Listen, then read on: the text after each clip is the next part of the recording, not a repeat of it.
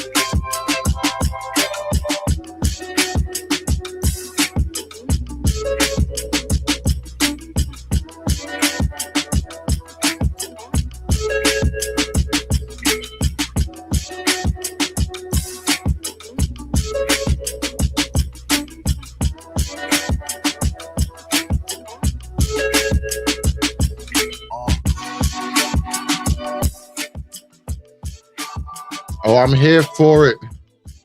Who's up? Who's up early? Welcome to the show. Let's get this thing moving. Hit that like button, guys. Thank you for coming out. We're going to jump right into this Druski discussion. Did your boy Druski go too far? Did he go a bit far? That is what the internet is debating right now. A lot of conservative hoes mad. A lot of extra spiteful, gleeful black people right now. There's a lot going on the interwebs today. There's a lot happening. Hit that like button, guys. Thank you for coming in. We're going to jump right into the show. Appreciate you coming out. Like, share, and subscribe. Tell a friend to tell a friend. All the good things. We are here. That white people do not.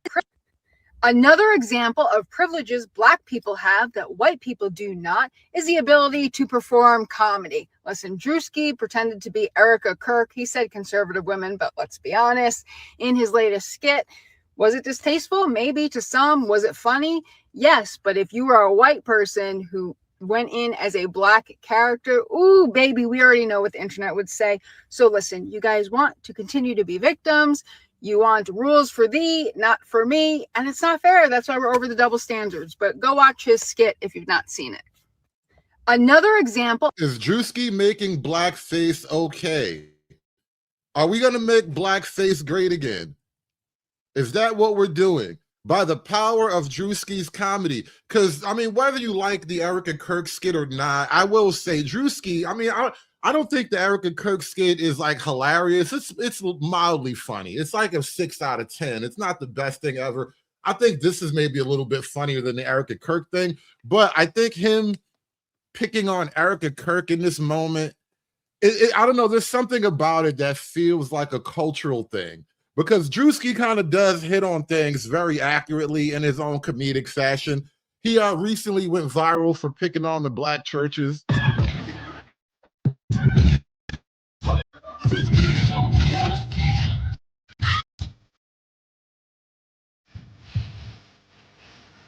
Do you want a revolution? I'm gonna have Wanda stand up here. Wanda, please. Wanda told us earlier this month that she could not have a baby anymore. So I impregnated her with the word of God. I'm going to impregnate everyone with the word of God. You gonna get pregnant with the word of God. You gonna get pregnant with the word of God. You gonna get pregnant with the word of God. Impregnate. Impregnate. I had somebody in the congregation ask why I'm wearing Christian Dior and Christian Louboutins. Because I'm a Christian and I walk in the blood of Jesus. Give him some praise. I'm a Christian first and I walk in the blood of Jesus. Give him some praise. This skit went crazy viral. He had pastors responded to him. All of a sudden, people got extra defensive. I think he's literally dressed like, what was it, Jamal Bryant? He's dressed like one of these mega church niggas. Give him some praise. So we are raising funds for a project in Zimbabwe. Yes, we are trying to get our congregation over in Africa. Amen. We wanted to raise $4 million for that. Amen. Hallelujah. That needs to appear today. We are not letting anyone leave until we reach our goal. Amen. There was a church that basically held their people hostage until they got some more money in the plate. He's making fun of like real life events. This is like Law and Order SVU, you know, drawn from real world events and stuff. Hallelujah. Life savings here. Give him some praise for that. Give it his life savings up. Apostle Richie says, baby, can you help me? I said, can you help me? I said, can you help me? I'm going to finish this word here. And I'm going to do the Christian version. Don't worry about it. I'm going to do the Christian version. I'm driving this Billy Bentayga because I believe in Christ. Can you leap on your legs like a survivor? Can you leap on your legs till the money fall out your pocket?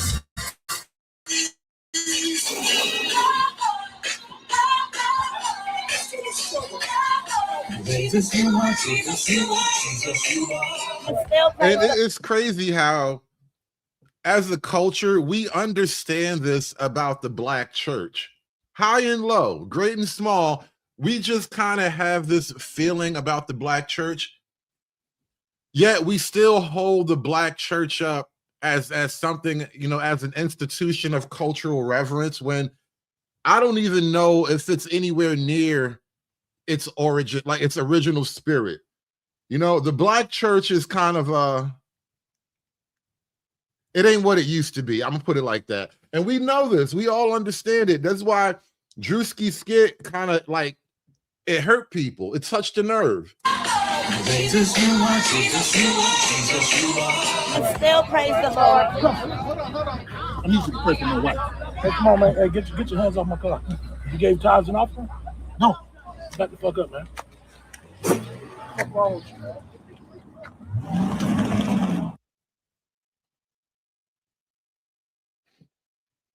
So Druski, you know, he does these kinds of things. And honestly, this is not Druski's, this isn't his first nor second time doing, quote, whiteface. He's been around. He had a skit recently where he played a redneck or something like that. But there's a lot of controversy happening around Druski and the Erika Kirk skit right now.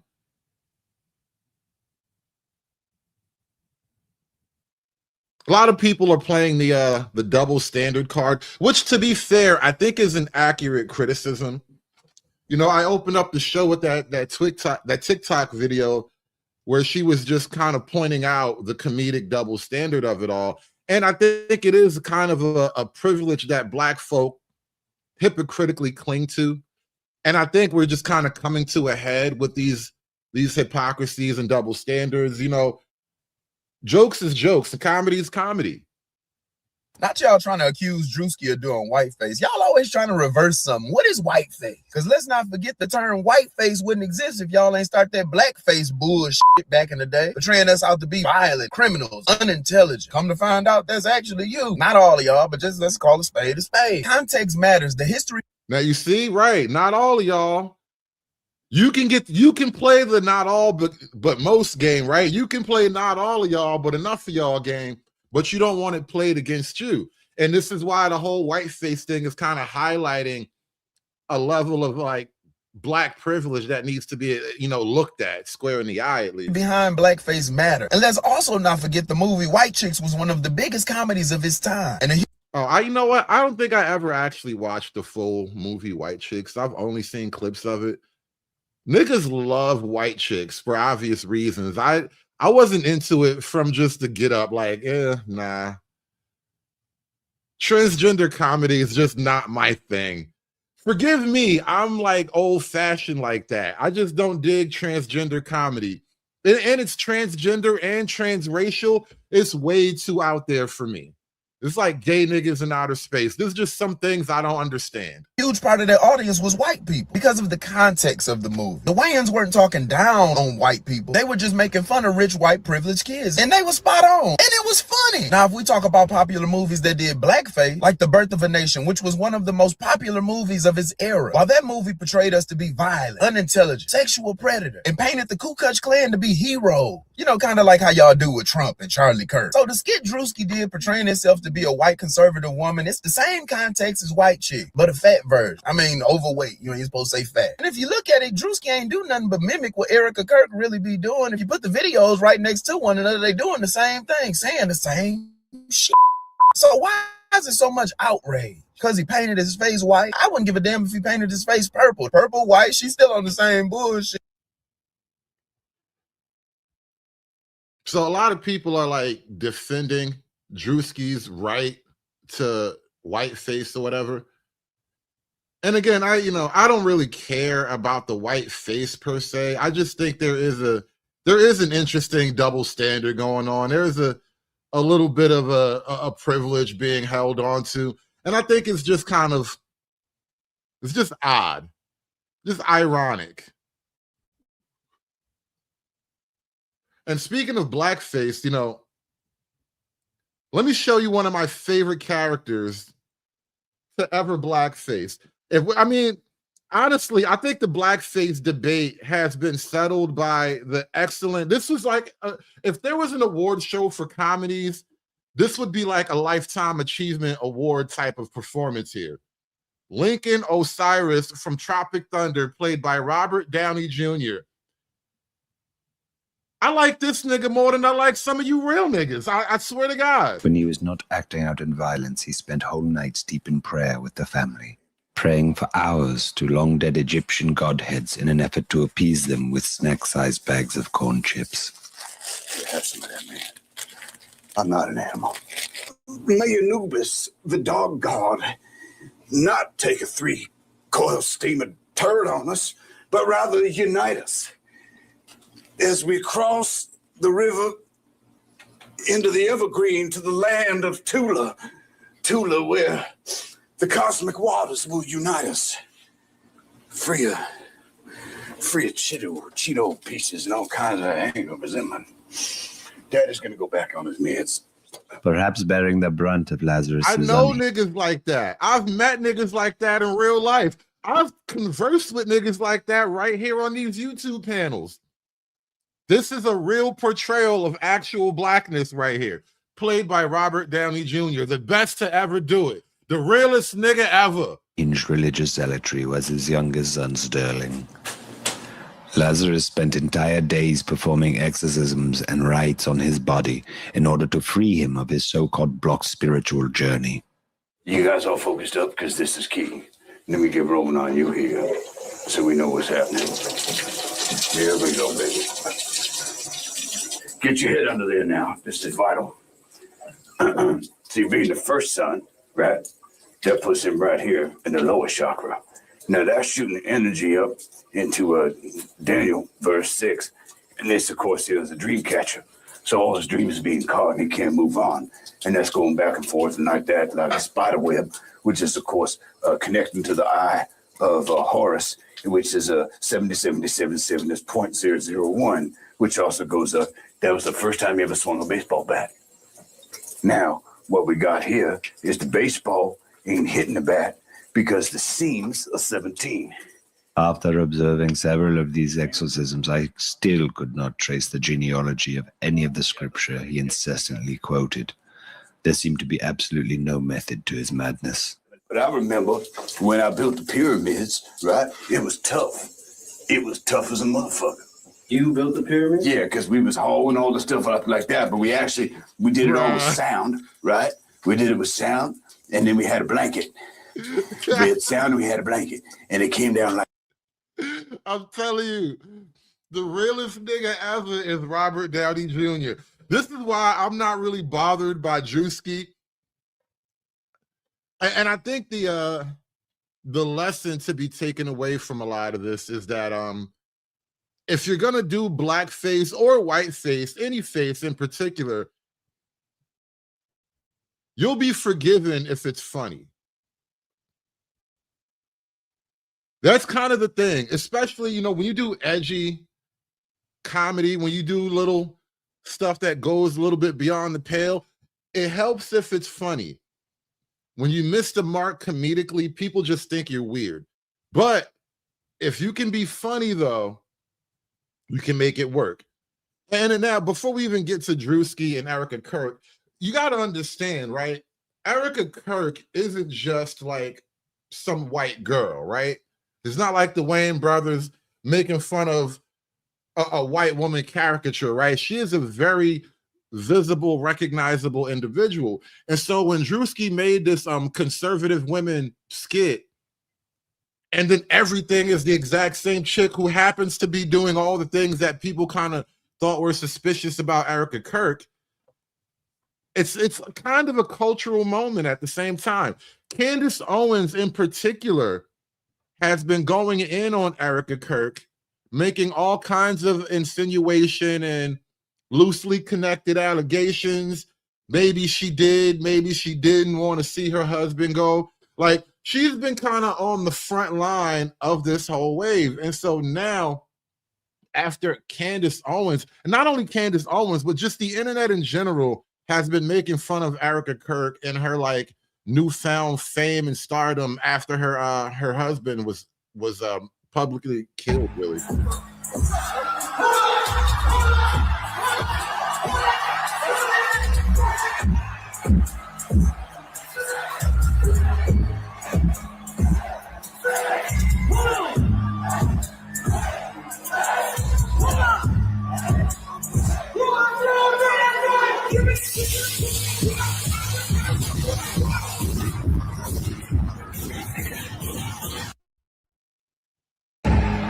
Listen, we all grieve differently.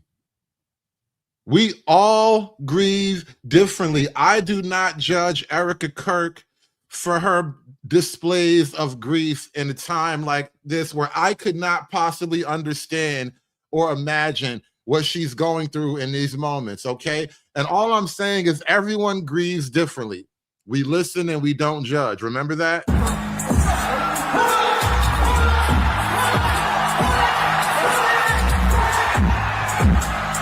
The widow grow up.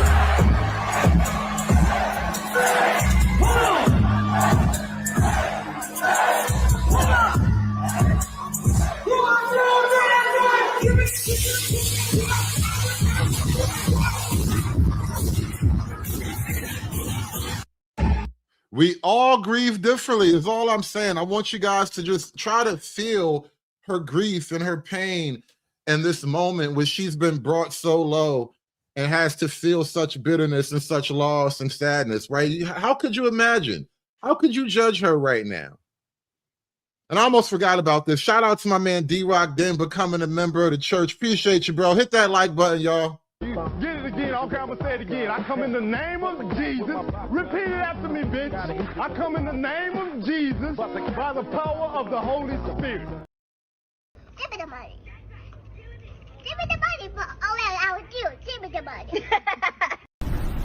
If you think I'm here to play around with y'all, God damn it, I'm not. All right.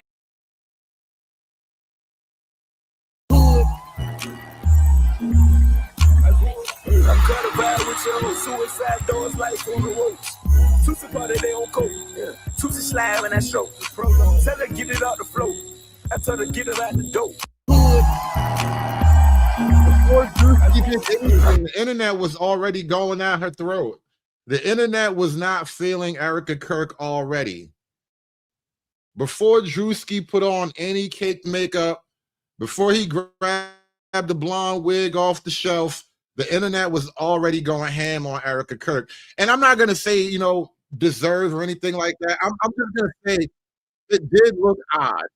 Some of the things that she did right after Charlie died, that funeral, Charlie Kirk's funeral on a theatrical level, it reminded me of the George Floyd funeral. In terms of grandiosity, theatrics, just high visibility, it reminded me very much of the posturing that was put on by the Democrats for George Floyd. Because, you know, like after your husband, the father of your children, the love of your life gets brutally killed in front of you, in front of the world, on air, live, I almost want to say on live TV, but we're beyond that time now. It was just live broadcasted to the world. And after that happens, the thing you really, really need, the thing that you desperately want after a moment like that, sparkles. Nothing brings the loss of your loved one home for you like sparkles.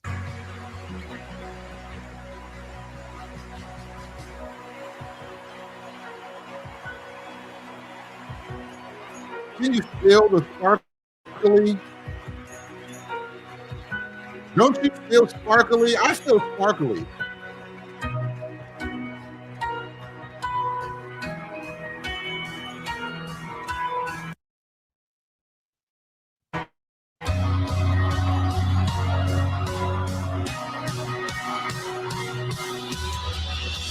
Let the sparkles wash over you. Let the sparkles cleanse your soul. And sparkle we trust. Amen. The whole thing looked a little bit odd. No lie, no lie. When it came out, she got instant flack for that because it looked like an NFL, like a football stage. It looked like a halftime show. It just looked a little bit too much about you.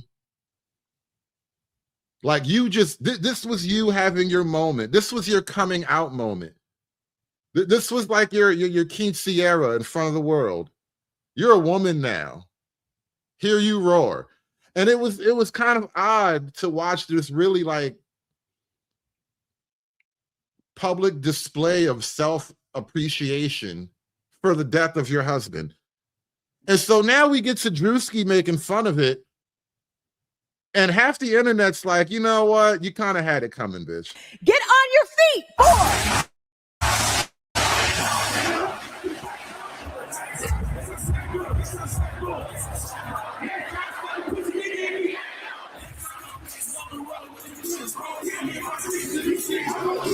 War is raging in Iran.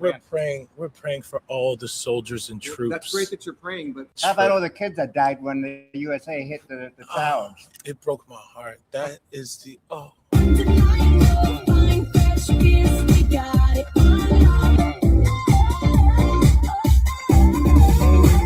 In what ways have you grown closer to Jesus? I serve a righteous God. And that is why we say our prayers. And we are all his children. But when I say children, I mean like the holy, blessed Trinity, which is why I hold the Bible.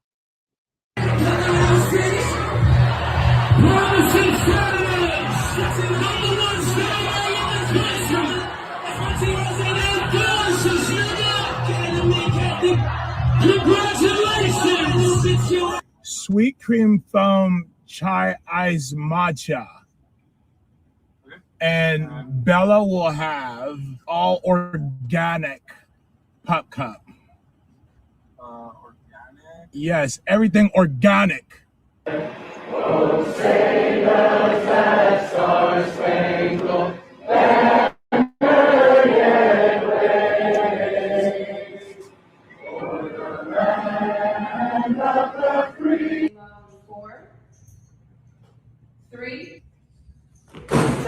Oh, Hannah, you good? 4, 3, 2. Hold your chest lifted. We're gonna lift. We have to protect all men in America, especially all white men in America. Those are the boys that we care about in this country. America is built on their backs. Yes, because they are the ones who mattered most.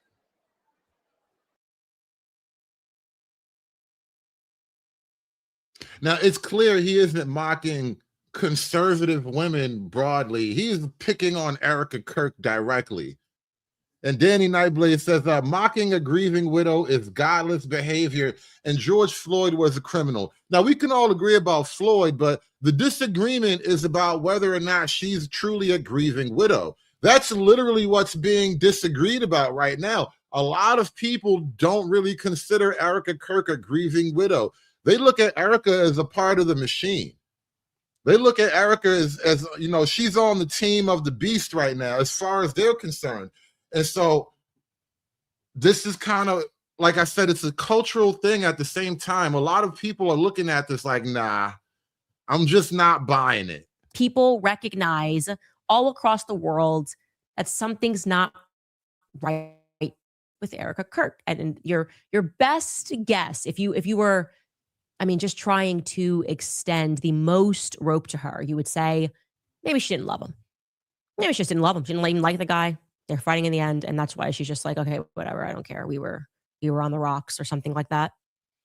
But even if you were a friend of his, you'd be reacting differently. Everything's wrong. And that is why comedians have picked it up. Comedians like Tim Dillon, comedians like Joe Rogan, and like Druski, who has dropped an absolute viral video kind of mocking more broadly conservative women. And sort of, look, I kind of picked up on it this year too, so I'm going to back him up here. But this sort of Christian grift, but it doesn't really feel like Christianity that we're looking at. Anyway, let me not do him. It would be a total lack of justice for me to try to explain to you the video. I'm sure you've seen it. It's been everywhere. Here is Druski mocking conservative women, namely Erika Kirk. Get on your feet, boy!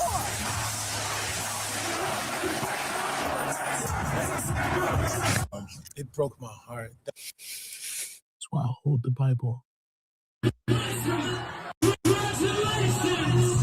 We have to protect in America. So good. Those are the boys that we care about in this country. America is built on their backs. Yes. Because they are the ones who matter most. Okay, that black guy like didn't say a single word, and so just takes away the entire scene. Just perfect faces that he's making behind him. This is how everybody's feeling. Everybody, for the first time, it's not left to right. It's like everyone's united in feeling this.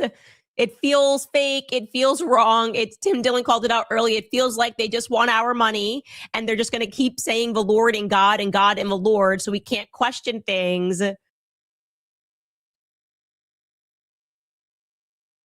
Don't wrap yourself in the blood of Jesus and then tell me I can't criticize you.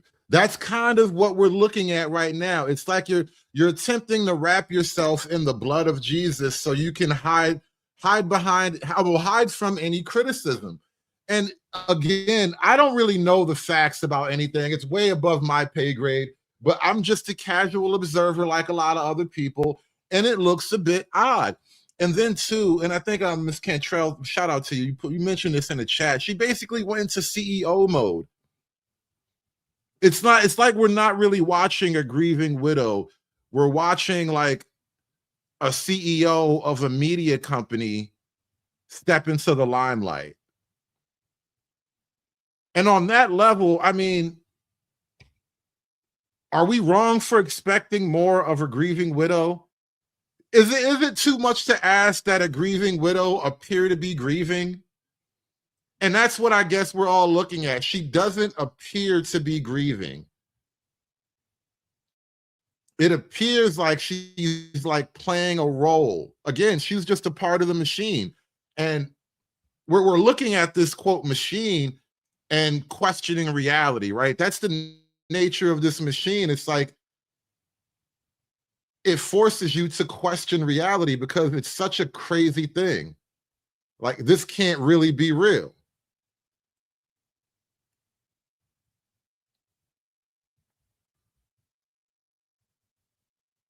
And you know, the world is a stage, right? Like people, we've seen too many productions. I think looking back at it, like the George Floyd era itself was almost like a giant global act of stagecraft. And knowing that something like that is possible, now we're questioning everything. To me, Druski is amongst, how can I say this? Druski is maybe the most brave cultural commentator like that we have going right now. Like Druski is starting to, in a direct way, make his politics and his worldview pretty plain, right?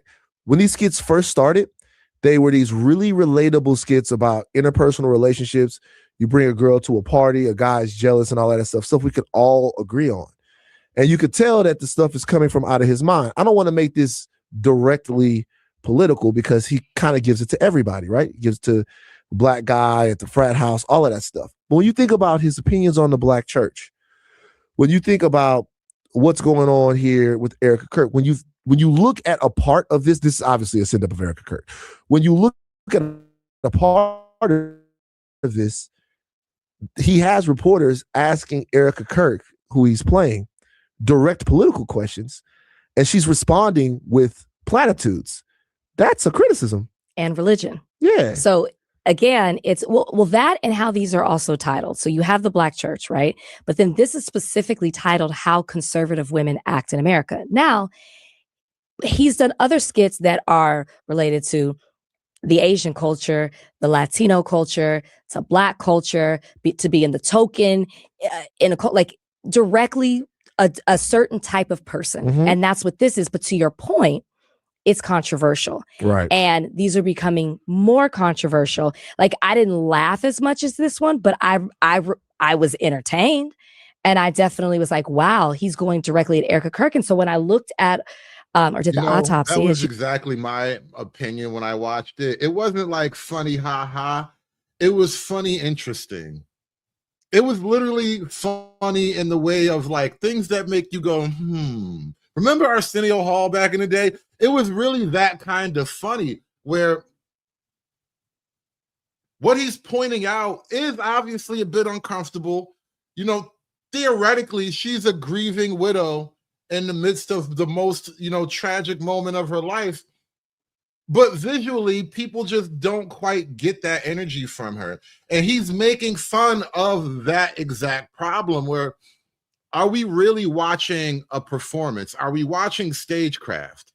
You like to say, there were a lot of people, I looked at it on Twitter, a lot of people criticizing him because I think maybe this one, similar to what the black church was for the black culture, this one for white people made them feel uncomfortable because a lot of people were saying, hey, you're mocking her as she lost her husband. You're imitating her emotion when she lost her husband, even more than her holding the Bible. It was, well, she lost her husband. This is a bit too far. Yeah, so it's interesting. I was fascinated here. I'm always fascinated. I'm fascinated as well, in that same way. Specifically, though, this particular situation, in a time where and you gotta think, Druski is amongst the most accessible celebrities that we have out there. He legitimately was just at the Fanatics thing, the flag football game. It's gonna be Druski and Kevin Hart and all the people who have the most cultural penetration, right? I was at WrestleMania a couple of years ago. Mhm.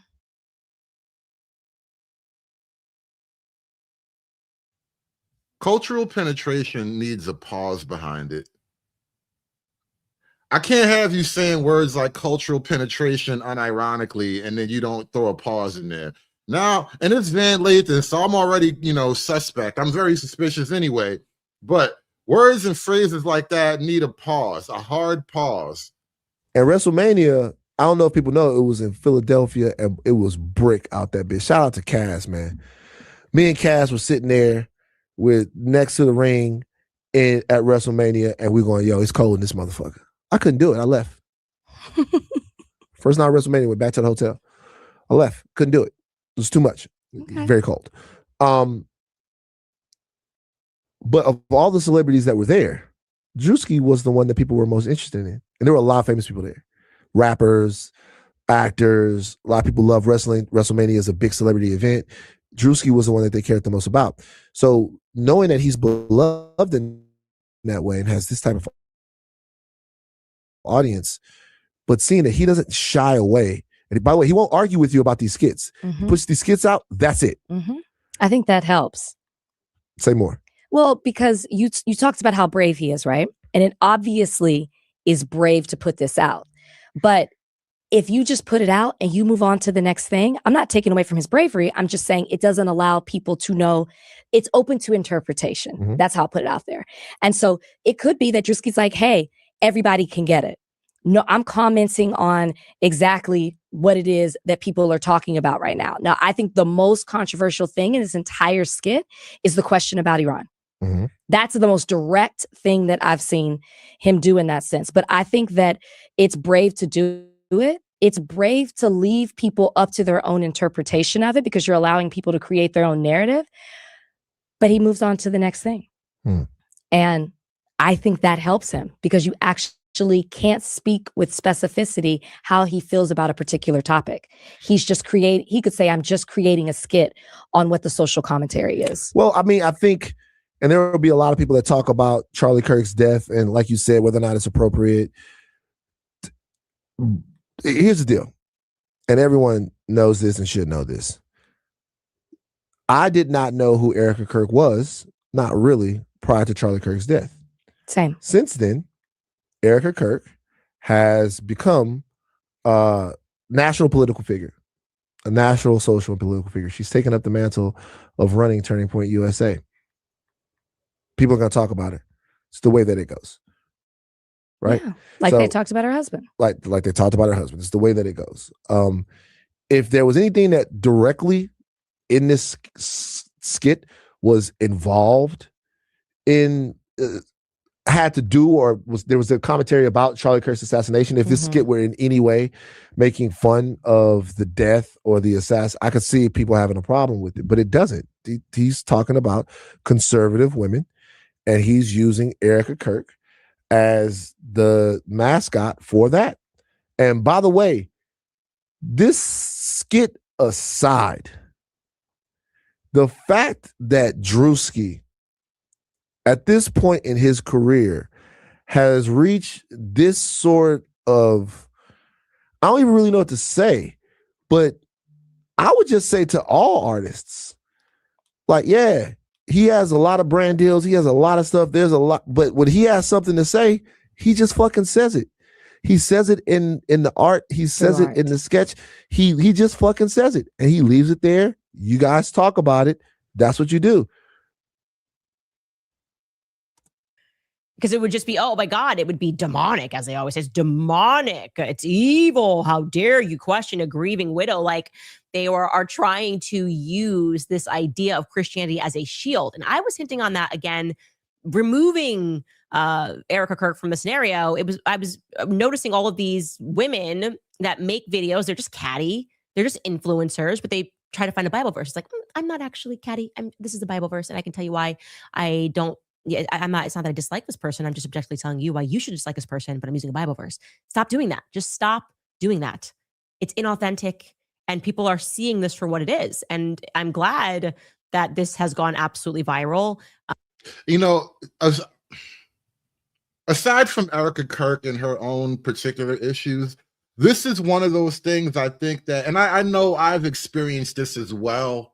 I'll even tell you the story in a minute. I've experienced this as well, where Christians will try to hide behind their faith when in reality they're attempting to cover up some really deep, horrible personal flaws. And yet you're not supposed to see that or attack them for that because they're pushing the Bible in front of you as a sword and a shield, right? Long time ago, I think I probably told this story before, but I'm gonna bring it up again. It seems relevant. Long time ago, I was up, I was at a river upstate New York, me and my son, and we were fishing. And my son is like off at the little dock spot, like the little pier thing. He's fishing by himself for a minute. And he had my rod. I had to fix his rod. So I'm sitting on the bench and I'm trying to detangle his line for him. And this old black lady walks up to me and she just strikes up a little chit chat with me, you know, old black church lady, like literally holding her Bible at the moment. And this is right around the time where I had started to become a lot more politically astute about the nature of things. And so at some point she brought up, you know, she kind of, you know, old church lady, she got right into the Bible with me. And at some point in the conversation, I brought up abortion, right? And while holding the Bible in her hand, while she was holding the Bible in her hand, the minute I brought up abortion, she started to pivot and say, oh, well, you never been a woman, you wouldn't know what it was like that. And she was defending abortion to me while holding the Bible in my face. She was holding it up like a shield, hiding behind it, defending the very concept of abortion. And I'm just looking at this lady like, pathetic. I knew it. This is exactly why I did that. I just wanted to see how it would go. And it went exactly how I thought it went. Confirmed all the dark suspicions I had. And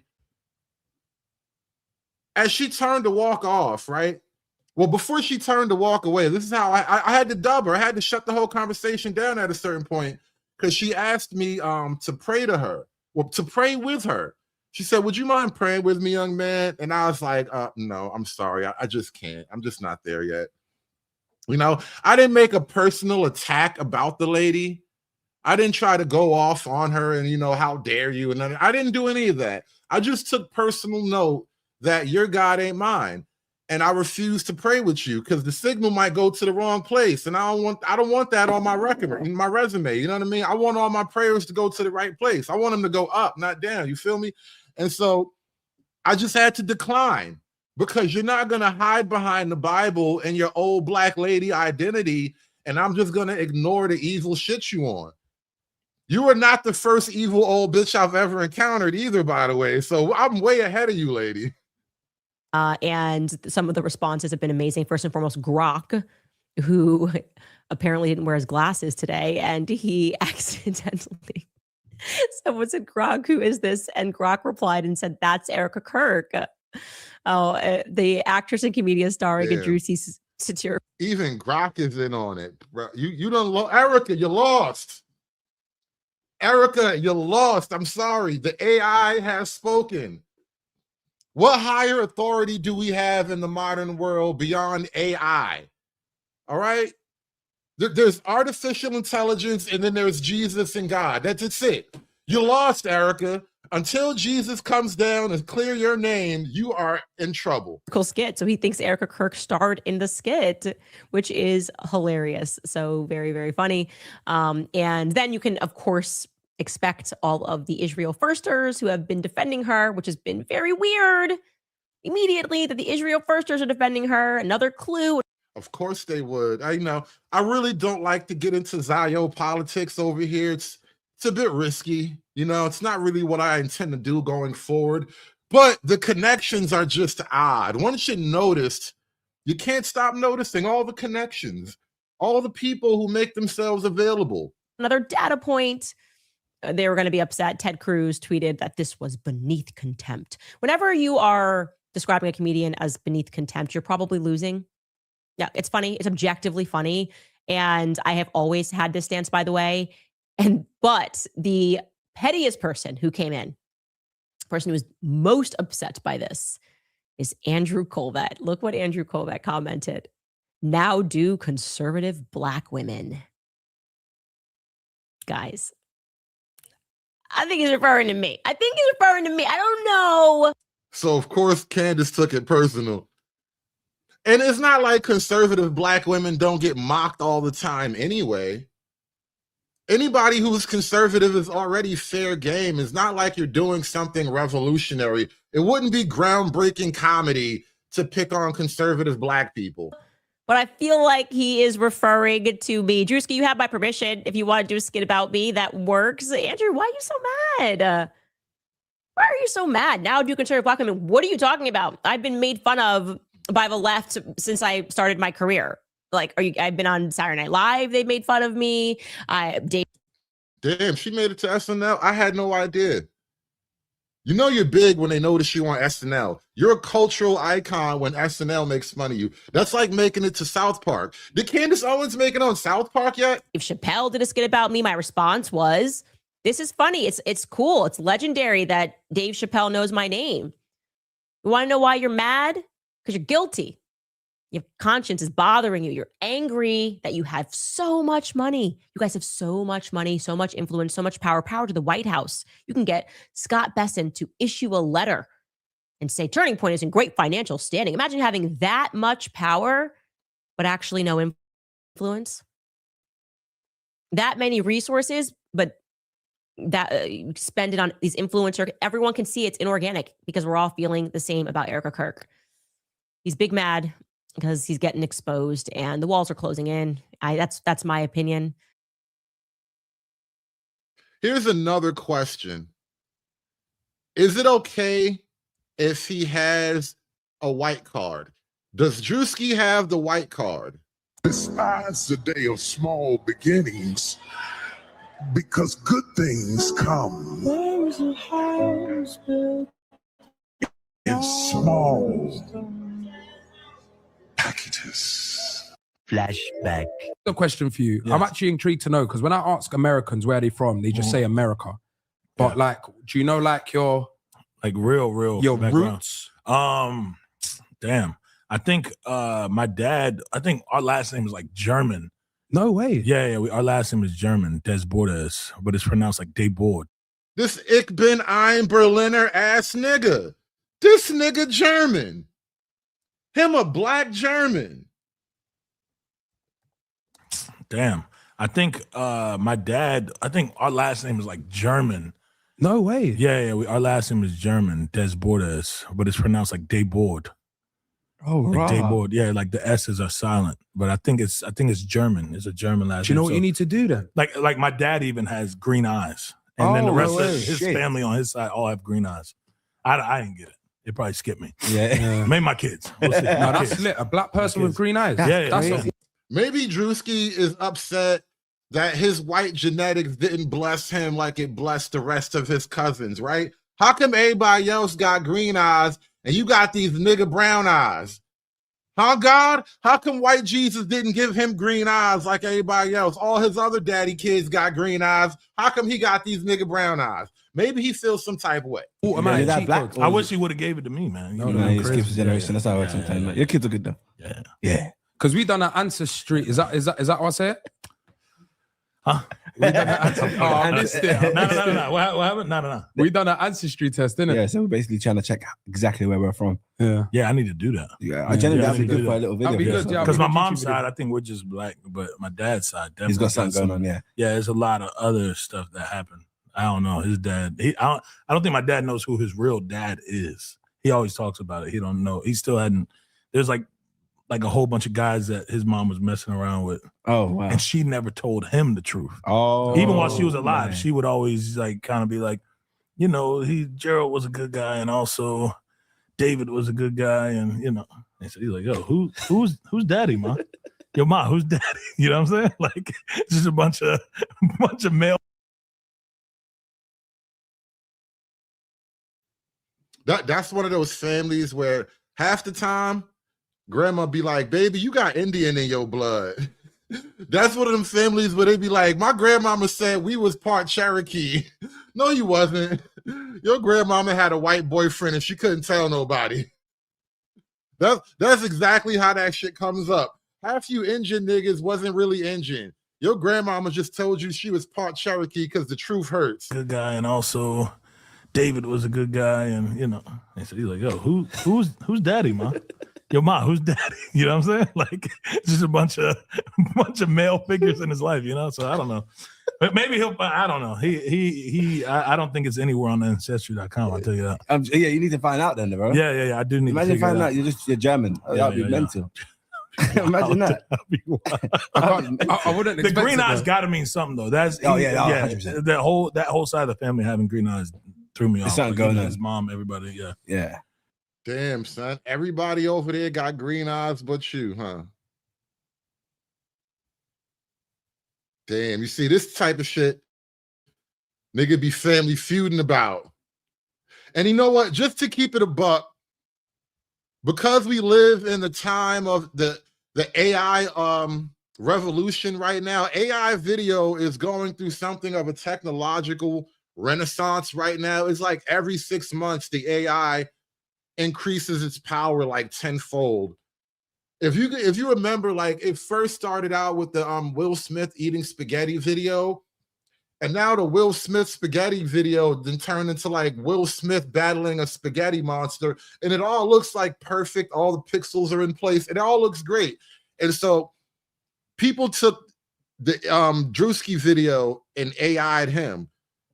The clapback, y'all, the internet clapback. If I could be anything, I let it show. Damn, they had to make him gay. They always gotta make a nigga gay. I'ma put my blonde wig on, let my long hair flow. Yeah, I'ma let my long hair flow. Whoa. Yeah, I'ma step outside. Daylight hit my white glow, hit my white glow. I'ma put my blonde wig on, let my long hair flow. They said, all right, Druski, you want to be a white woman? We'll make you a white woman. They won't make you a mud shark. We're going to make you a white woman who likes a bunch of black guys. The internet is hilarious, y'all. I love white chicks. I want to be white so bad. Shoot out with this buzz, AK Druski, big body, big jokes, but this ain't just me. Built a whole life on making y'all laugh while I'm tearing myself up under them mess. Say it out loud so they don't say it first. Yeah, I'm fat, yeah, I'm ugly. Beat them to the worst, turn pain to a bit, make a crowd go crazy. These mannerisms are key to nailing the voice. Their confidence is what I need. I can do this. Let me get the number 1 extra large and 30 of them fish fillet. Okay, 30 filet of fish. Anything else? 10 orders of the 20-piece chicken McNuggets. Oh, child, you know I love this piece of chicken. Oh, this scene is getting good. I knew she was going to say that. Almost done with this look. These chips are hitting the spot. I called him Drew Paul, not Drew Paul. The song is killing me, y'all. I'm going to put my blonde wig on and let my long hair flow. If one of you Keishas is playing this in your drop top convertible during the summertime, I quit. I'm going to put my blonde wig on and let my long hair flow. This is like the anthem for bald-headed, weave-wondered bitches. Oh, I just want to be a white woman so badly. Look at this tutu. It's perfect for her, and not for me. I'll have the whole menu, please. Yes, everything. The whole menu? Are you sure?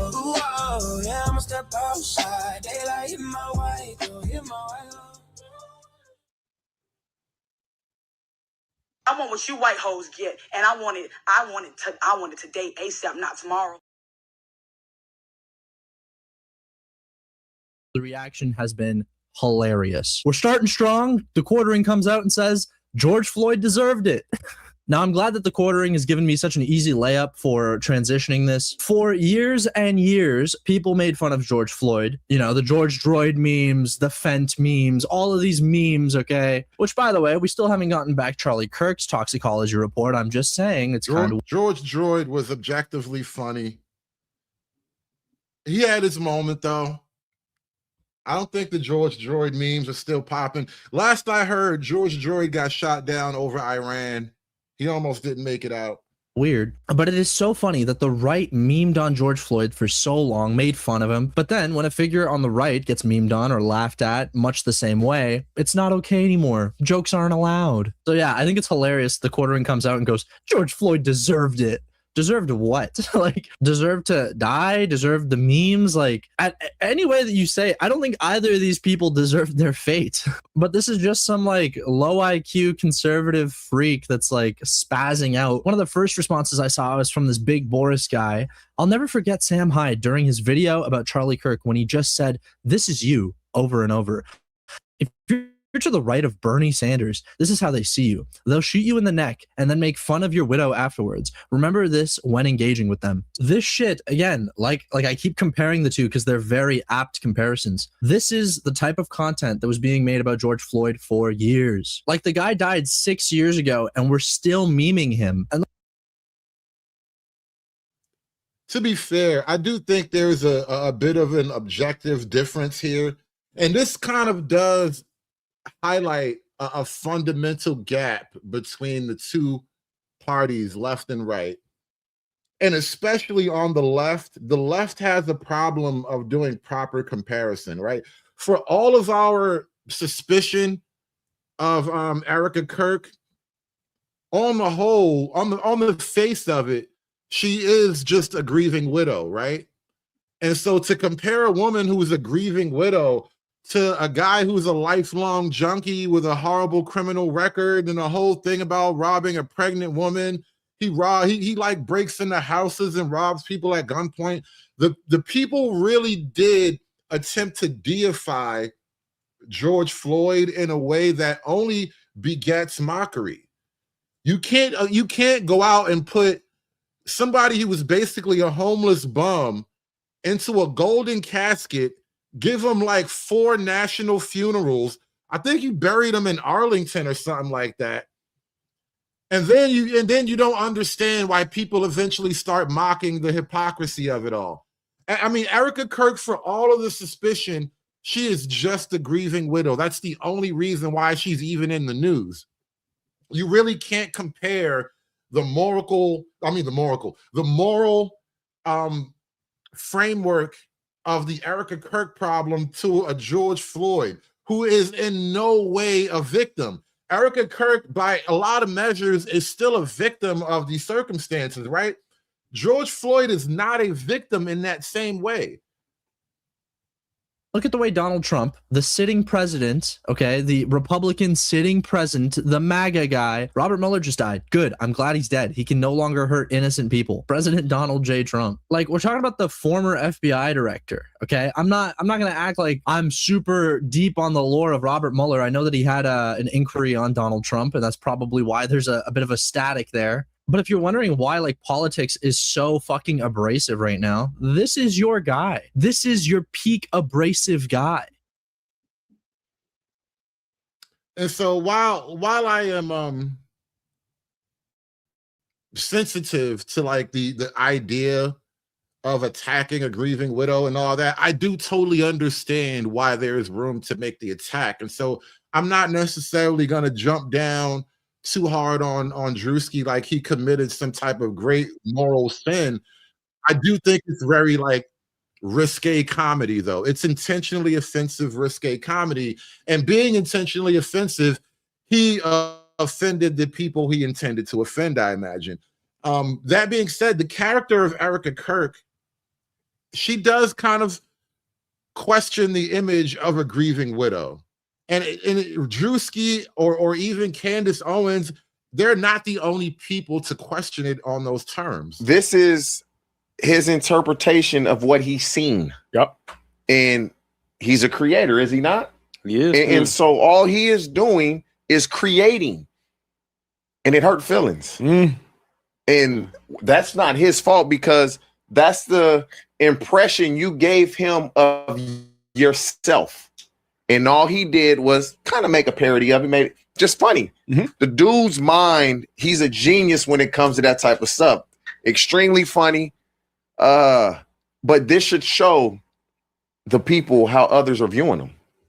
And is it a bad thing? It really, it's funny. And they didn't like it because I was on my way here. You know, I'm in a little traffic. You start reading. Ted Cruz got upset about it. He commented on it. And so for me, I'm a political person. Yeah. But I read a lot. And so for them to feel a certain type of way, if you don't want people to view you in that light, change the light at which they view you in then. That to me is very simple. Condolences to Erika Kirk and her losing her husband, Charlie Kirk. Violence is never the answer. But that was funny. Druski is a creator and he's doing what creators do. And he created something that was it grabbed everybody's attention for sure. I don't think Druski took it too far because comedy has no boundaries. Let's start there. Before I'm anything else, I'm a Christian. Druski's last most popular skit, most viewed skit, was making a mockery of the black church and just hyperbolically talking about so many things that the black church does, whether it be aggressively trying to ask for funds, whether it be the pastors wearing the outlandish outfits, whether it be the pastors hoarding money. He does not have boundaries of his comedy because comedy, to a large degree, does not have boundaries. Now, let me push back and establish. Why didn't they comment on that one? Because the hit dog is going to holler. Yeah. Now, let me pause for a moment and establish what a lot of people might be thinking, which is well, what if a white person did this? What if a white person did blackface? Let's not overlook the cultural context, right? Blackface. Now, this is where I lose the argument. Now, when you start to get all in your racial sensitivities about it, you start to make the whole thing like you start to look weird. Either it's funny or it's not. And once you start getting into the black sensitivities of it all, because like I said, Robert Downey Jr. is the realest nigga there ever was. I think he's a better black man than this nigga on stage with the funny looking haircut.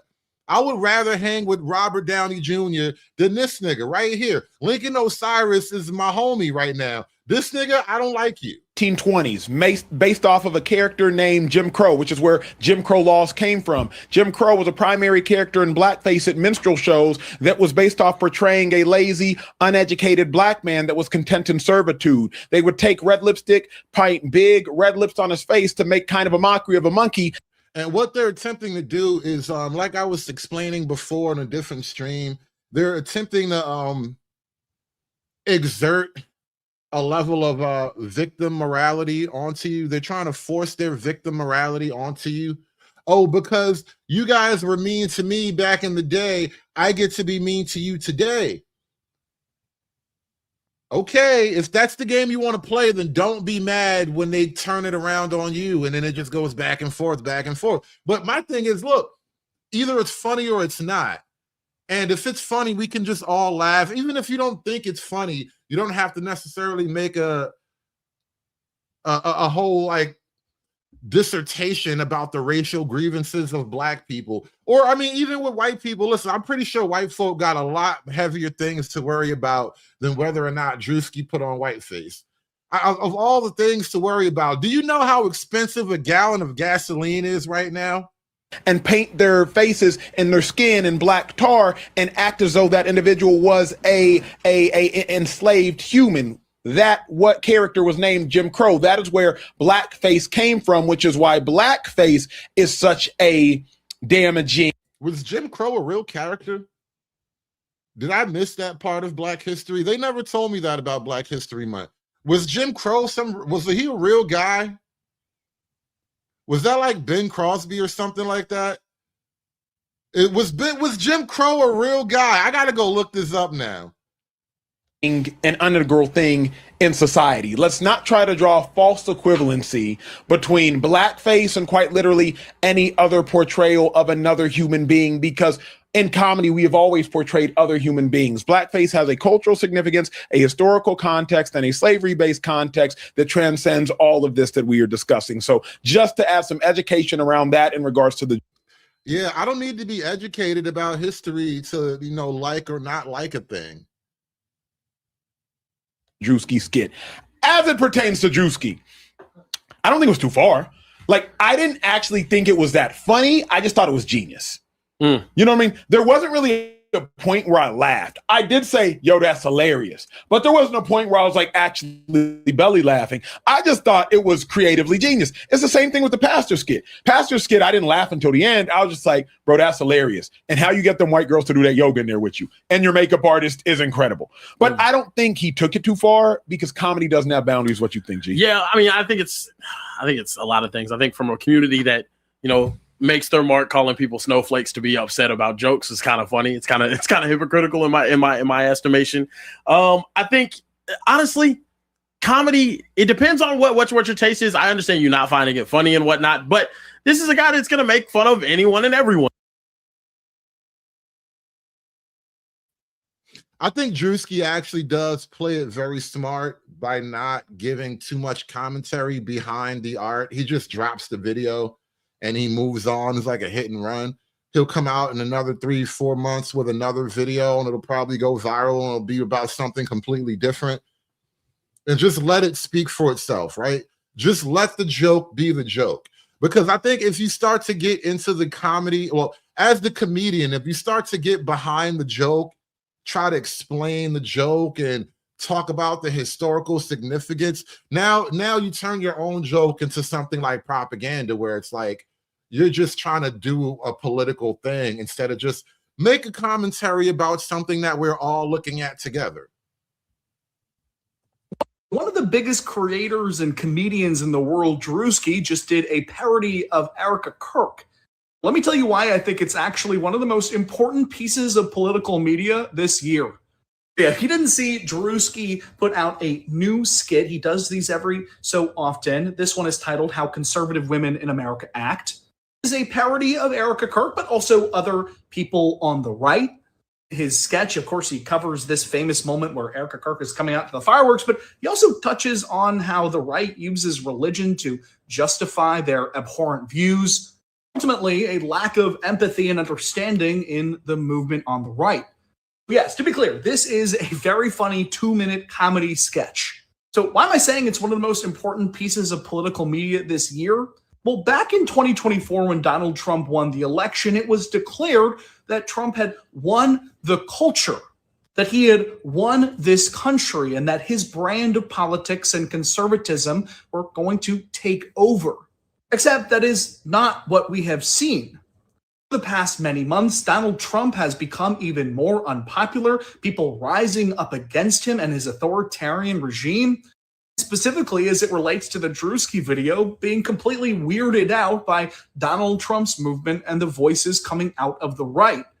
To put a finer point on it, Druski is not a guy who talks explicitly about politics. He certainly touches on a lot of social issues. One of his most recent videos touched on mega church pastors. Druski himself has a lot of brand deals and partnerships, and with the NFL, is not someone who goes out of his way to make overt political messages. It goes to show that even someone like Druski, who is mainly apolitical, is freaked out by these weirdos. Yes, this video is important on its own. It will garner hundreds of millions. I think this is like I said, this is a bit of a cultural moment. I don't know if this signals any giant shift against the conservative movement in particular. This is a very pointed personal attack against Erika Kirk herself. And I'm looking at like a lot of the content being dropped about it. And there are some people defending Erika Kirk, but by and large, you have lost the public, Erika. I don't know what else to tell you beyond that. You have lost the public opinion. There's rumors that Erika Kirk wants to sue Druski. I haven't heard any confirmation on that, but you have definitely lost the public opinion. There are not very many people who are in the habit of defending Erika Kirk right now.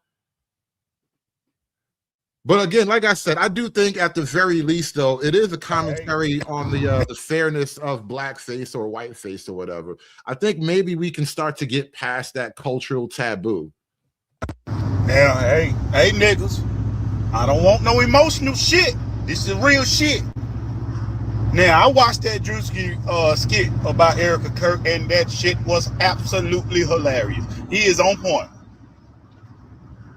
Now she made a response, and I gotta agree with her response, because I don't want to see you niggas tying up with your nuts in a goddamn socket.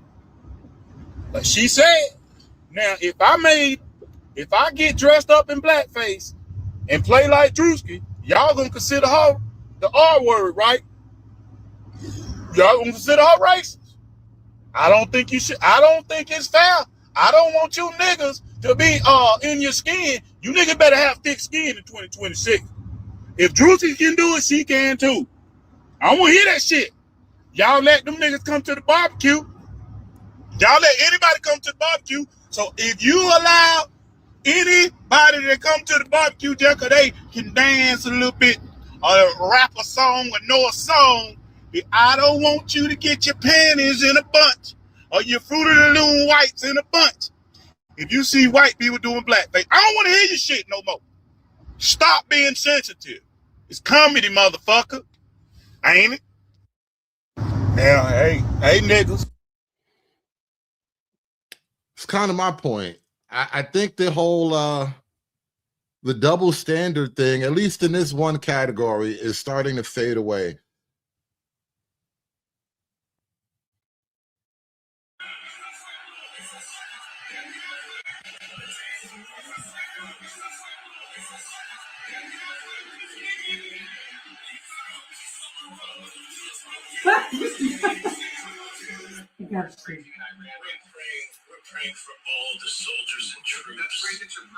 Watch his eyes. Is that a man? Yes. Just like.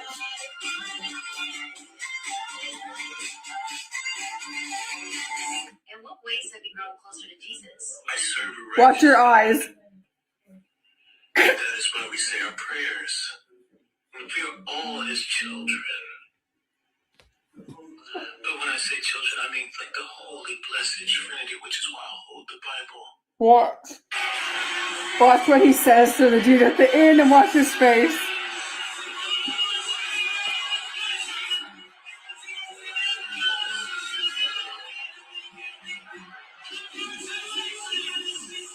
Sweet cream chai ice matcha. And Bella will have all organic pucka. Just wait. Yes, everything organic.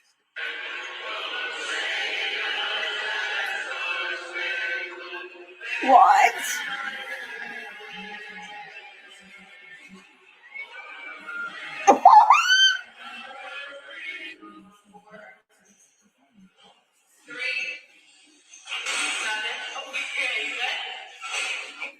You know, I don't like him. You said it looks kind of like Erika Kirk. We have to protect all men in America. Watch the dude in the back. Especially all white men. Those are the boys that we care about in this country. America is built on their backs. Druski got old white ladies, old conservative white ladies laughing at Erika Kirk. Erika, you lost. I think your movement is cooked, Erika. You might want to cash in your chips now and just walk out the casino. His face. They are the ones who matter most. She's about to spit her dentures out. It's over. Erika, you cooked. Druski done took the juice. Druski got the juice now. His face. They are the ones who matter most. She definitely passed the vibe check. Yeah, she passed the vibe check. But yeah, this is like I said, it's a cultural moment. It's not just Druski dropping a random video. There is something very like on the pulse of America about this skit right now. And you know what I want to do? Do me a favor. You guys want to join the panel for a minute? Throw $1 in the hat. We're going to open up the panel in a little bit. Throw $1 in the hat. Shout out to my man True Hype with the fireball. He says, no real shift. The country doesn't want boys and girls sports bathrooms or illegals to stay or get taxpayer money, nor crime doers let go, plus endless war. Right. The country, I don't think, is like shifting hard away from conservatism. Like the people who are right wing are right wing, people who are left wing are left wing. I don't think that's what this is about. But within the context of the left, I mean, of the right wing, there does seem to be a distrust of Erika Kirk and her Turning Point organization now that Charlie's gone and she's the head of it all. A lot of people are looking at this like, well, something's afoot. There's something really afoot here. And you know what? Before we even bring up the panel, let me share something else with you guys. This is a little bit of a non sequitur, but I just got to cram this into the show because I think that it's somehow loosely connected. But this guy is I don't know, he's been kind of popular lately. This goth looking guy doing the goth cast. I didn't know goth casting was a thing, but you know, everybody's in the game now. So the goth cast guy had an interesting video. I mean, an interesting clip that went viral recently. These hooligans, these roadmen, these chavs rolling around on the street, acting like blacks that they so worship. There's the result of gangster rap, everybody. Whenever gangster rap was pushed at the end of the 90s into the early 2000s, gangster rap, this is what they were doing. Yeah, they were trying to get these young white boys from impoverished areas to idolize black culture, the street culture, the urban street culture that comes with it. So you've got these white boys rolling around in groups wearing balaclavas and puffer jackets in gangs, stabbing people and stealing stuff because they idolize the culture. They want to be like that. They were brainwashed into acting that way. They're not meant to. They've been coerced into acting like that. Places in the UK, they have these, what they call roadmen now. It's just chavs. It's chav 2.0. They walk around acting, talking, dressing like blacks, but they're white. They have the same core belief systems as urban blacks, which is be violent, being smart is to be ridiculed, and you have to be dumb, total degenerate trash. They fell for the programming. The link is in the chat, y'all. The link is in the chat. Yeah, there's a based gothic guy, based vampire, I guess is a good title for him.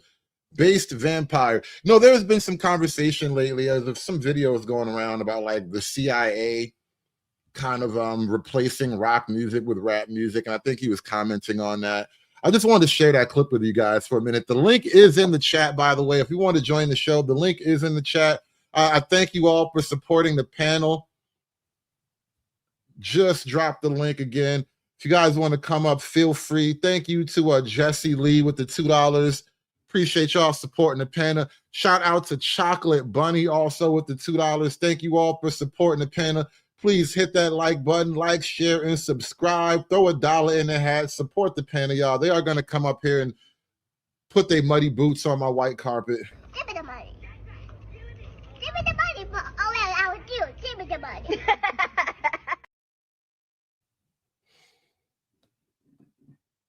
The wiggerization of America, though. Interesting. We're going to come back to that later. The link is in the chat, by the way. Oh my God, y'all. Druski is cosplaying Erika Kirk. Bro, ain't no way this man is this fucking funny, bro. Oh my God. And I don't want to hear nobody saying he racist. It's just a fucking skit. This is not whiteface. The shit's so funny, y'all. Y'all gotta go on his page. Now, I don't buy the whole this is not whiteface. Like, what would be whiteface then? If this don't count as whiteface, nothing does.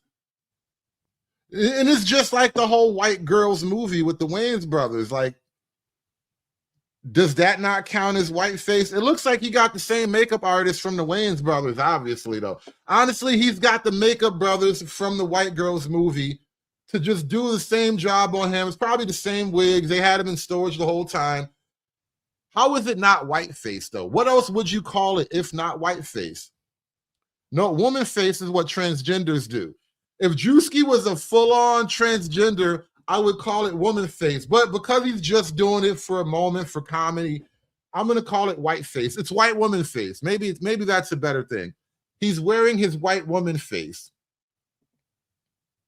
But what else would you call it if not white face?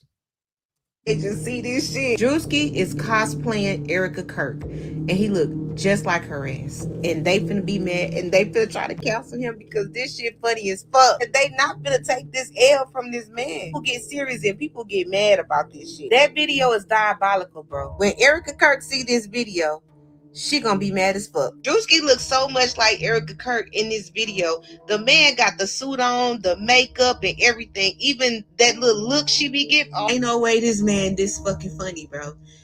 Ain't no fucking way. Y'all gonna laugh so motherfucking hard when y'all see that fucking video.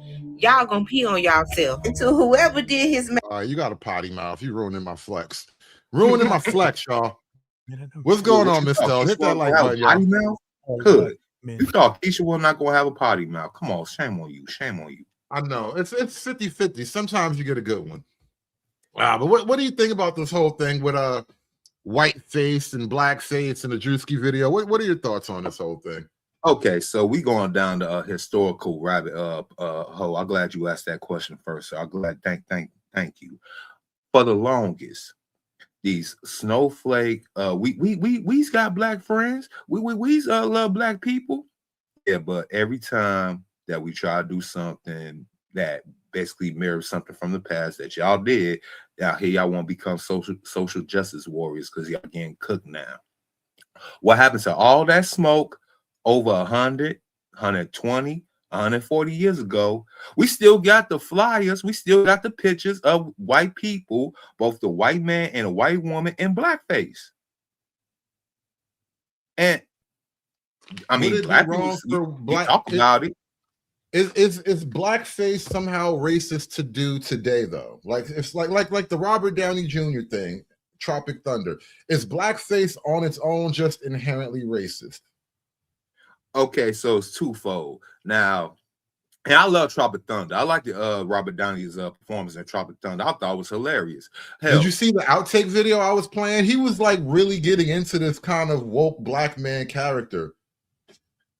Hey man, once you feel the soul, once you start seeing the soul on your skin, you want to go ahead and impersonate. I mean, just like the Maryland gangster nigga gamer that was just on there. He came out with they came out with puffer jackets, scullies, and they want to go ahead and imitate black urban culture.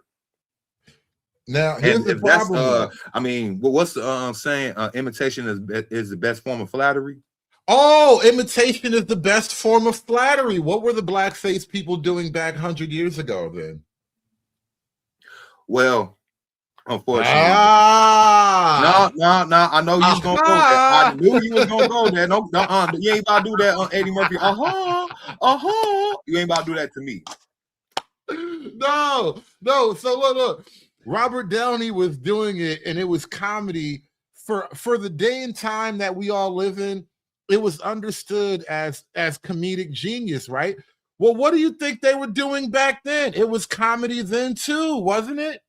Well, it was more so of a parody, not so of a comedy. See, the thing about being a comedian, because I'm a novice comedian. That's the reason why I'm loving what Druski doing, because for some reason after like around 2012, 2016-ish, the world stopped being funny.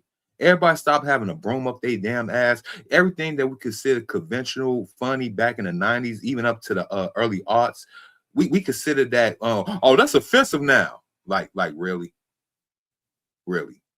Like, that's why I'm glad that you brought up Robert Downey Jr. and Tropic Thunder.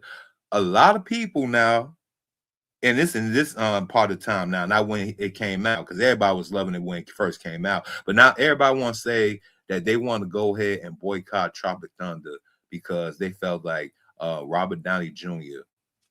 You already know the rest. I ain't gonna even say the rest on your platform. I've never heard they want to boycott that. Post-fact boycott, that's crazy. Bro. Hell, they trying to boycott a whole bunch of you forgot they was trying to boycott, what was it, Mister or something like they've been trying to boycott a lot of things, bro.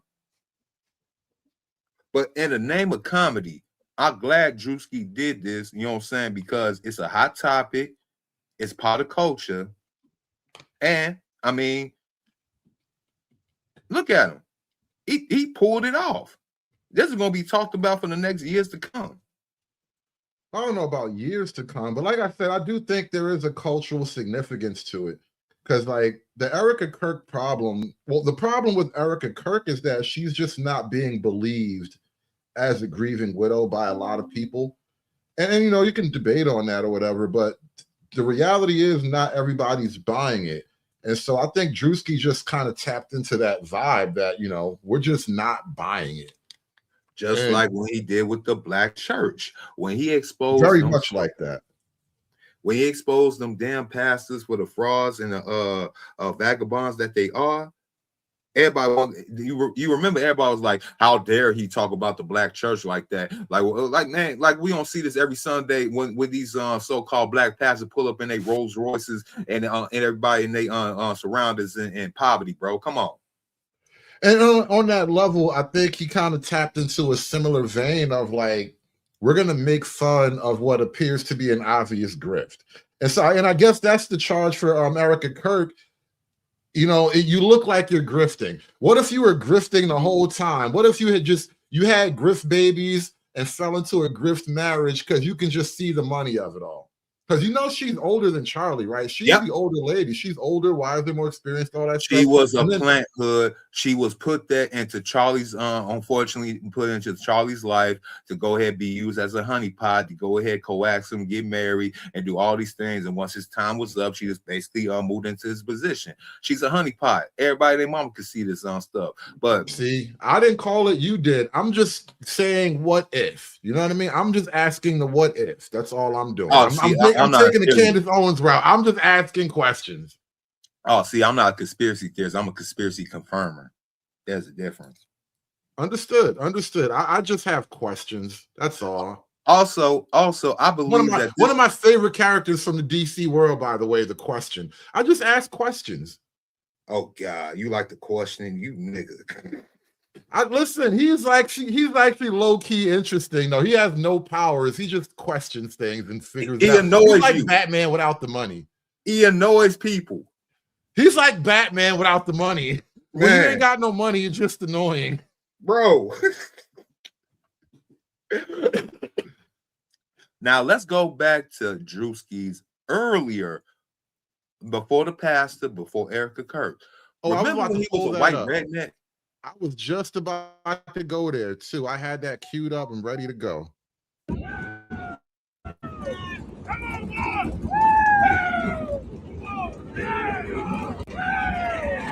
Here's the love, here's the honor. If you can't come in her, come on her. Yeah!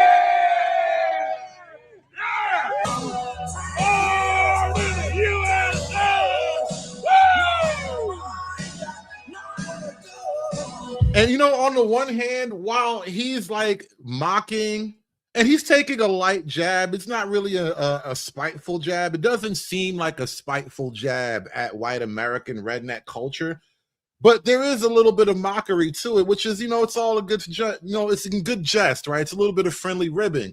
And I think this did not get any of the vengeful, oh, what if he did this? Like, people weren't really bothered by this on the same level. As I remember, people were just kind of like, oh, wow, he did whiteface and got away with it. I guess that means it's okay for me now. And then you get Lily Gaddis on Halloween. But I don't think a lot of people were really like racially offended in the same way that people are pretending to be right now. Even white people, even hillbilly cousin groper white people in a trailer park gave kudos to Druski for playing a hillbilly redneck. So come on. And I just showed you the clip to the other video with the old lady. He's like an old conservative lady. Her granddaughter shows her the video. You got old white ladies laughing at Erika Kirk now. I just think Druski tapped into something that was a cultural vibe. Born in the USA. Hey, Suanna. I used to love that song until I learned about Springsteen. Suanna. Whoa. She's not listening. Hey, come up. You need to listen to your nana. Go ahead, baby. Girl, you crazy now. I better send my coffee out here. Now that part killed me right there. Right but there, the bro. thing is, if you've ever been like an hour outside of a major city, you've met white folk that are kind of like this, right? And it's not uncommon. It's not a shock, and they're not exactly like strange, mean, weird people. And then even this, I think right now in modern America, there's a lot more accusations of racism than there is actual racism. It's like 100 to 1, the accusations versus the incidents, right? And I think he's even in this skit overplaying the idea of how racist these people really are. Hey, I'm surprised that she ain't call him out when she was sitting on his lap. Like, you ain't no white man. Hey, me mom. How you doing, baby? How you doing, baby? Hey, me mom. All right, now.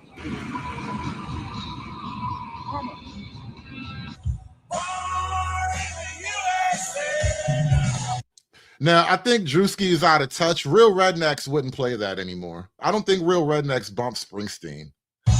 If you know, you know. You know. Now, they're Banks and Willie Nelson. Hey. Yeah, Banks Highway, man. No, I'm going to the race. What race? NASCAR race. You going to NASCAR? Yes, sir. A little bit. You ain't lost, did you? No, I'm good. I'm going to the race, sir. Sure about that? Yes, sir. Find something safe to do, boy. Yeah. If liquor don't kill us, pussy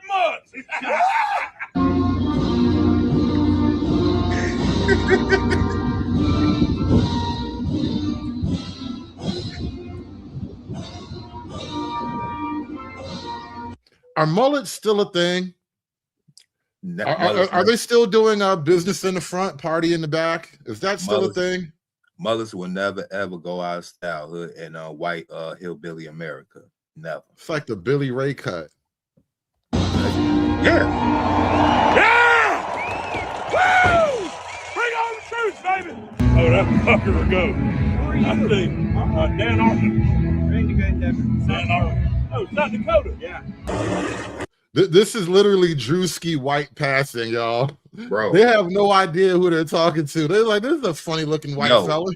I'm surprised again. Remember what I just said, hood. I'm surprised that the white woman, when she was sitting in his lap, she didn't call him out saying, "You ain't no white man. This ain't no, this can't be possible."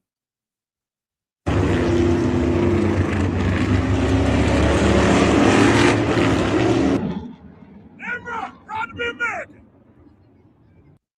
He even got the tan. This nigga even got the tan.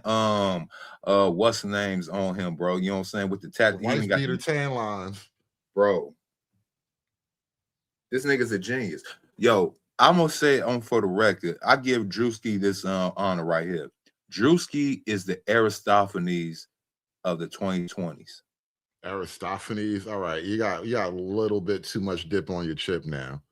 Just a little too much, bro. I mean, you've gone too far. I mean, didn't he call out the politicians and the so-called woke culture of his era? I'm not gonna fight you on that. I don't know for a fact what Aristophanes is all that famous about, but I'm just saying you're reaching way back in the Greek culture, though. That's kind of funny. He's the king. He's the one that actually made this thing called comedy. That's why I reference him. Aristophanes is basically the father of comedy. Oh, interesting.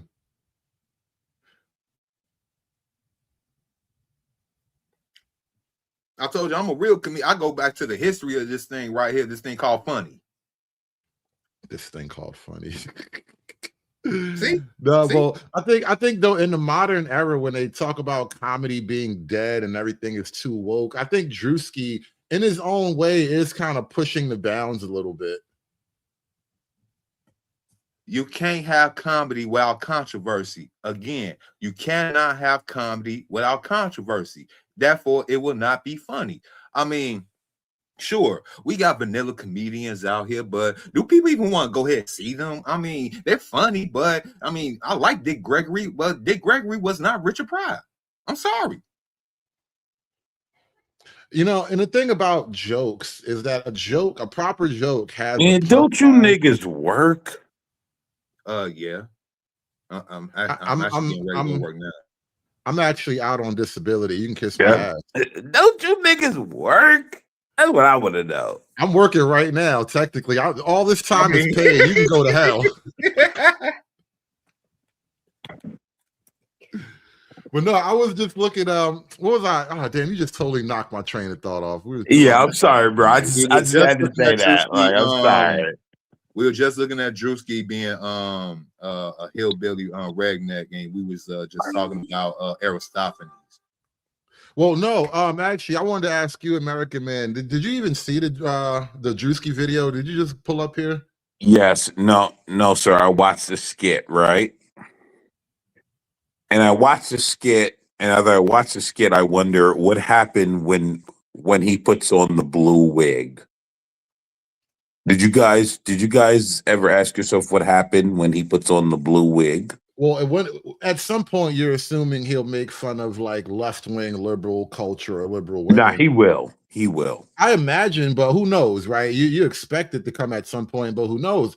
And I think that's kind of like my point. That's what I was saying about Druski a minute ago, is that he is kind of pushing the boundaries of comedy to some degree. And in a moment where comedy is effectively dead, people are saying that you can't even go to a college campuses used to be like bread and butter. You can go to colleges and make some cheap money, well, easy money rather. And now it's like the college kids are just kind of stiff. They're afraid of being offended. Any offense will like end your show or whatever. And so Druski is kind of pushing the boundaries. But what he's doing though, and this is where I don't know if he will attack the left in exactly this way.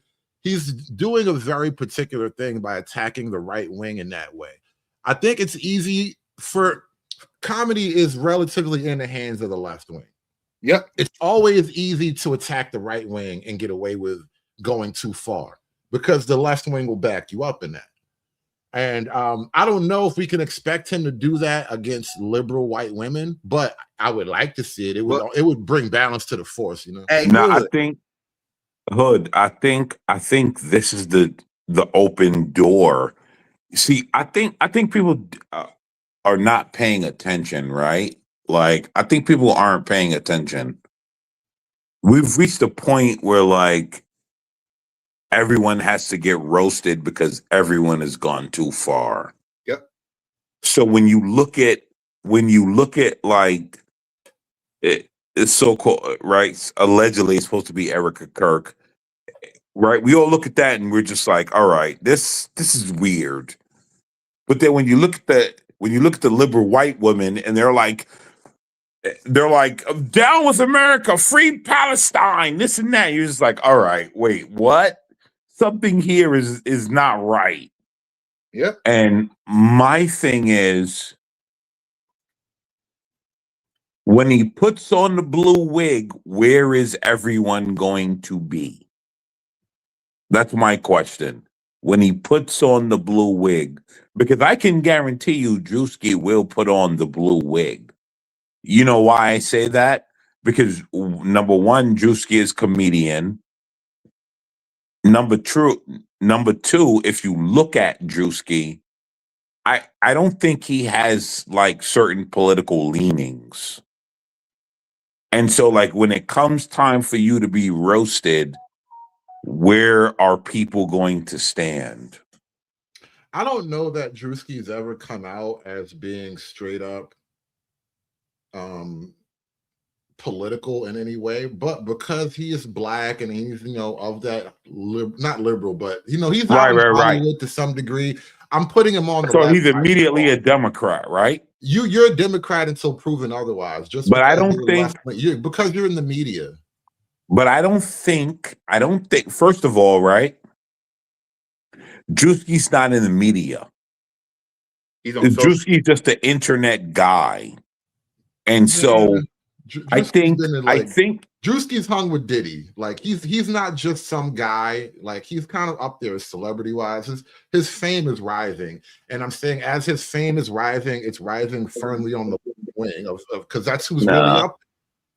No, I'm gonna tell you what's happening. See, I think you guys are missing it. Druski is going to be on Joe Rogan soon. You guys are missing what's happening, right? And I'm watching it. Enlighten me, Druski, man. I said, enlighten me. you guys understand what's happening now, right? Is that there is a huge surge of like comedians just being comedians, not political comedians, right? You guys understand Tim Dillon, Yep. right? Right wing comedy. Love the guy. Love the guy. Tim Dillon, but Tim Dillon's not right wing, bro. Tim Dillon is a leftist. I don't think he's right wing, but he goes kinda in he on jokes the about boomers things. though. He goes in on the boomers, and he still even though he's a liberal, he calls out Bro. the liberal bullshit too. Bro, Tim Dillon hates boomers. But let's not veer off, guys. Let's not veer off. What I'm saying is, if you look at Tim Dillon, right? Like, no one expected this is a gay man. Big fat gay man, by the way. Always been gay, right? I've known Tim Dillon was gay from the beginning of Tim Dillon, right? But when you look at him and you look at his show, can you disagree with anything that Tim Dillon says or does? Nope. He's 100% correct. Even I had to put away my bias. I said, you know what? This is Druski. So what I'm saying is this is Druski, the black guy. What's happening is Druski did Erika Kirk first to soften the blow. He's going to do the liberals, and that's when everyone is going to lose their mind. I think if he does, you'd probably be right in that estimation. It would be a lot more offensive because that's the more easily offended crowd. Because even in this conversation, like, I don't think people like myself and everybody in this audience appears like we're not that bothered by it. Nobody's gonna go start voting liberal because Druski made a skit.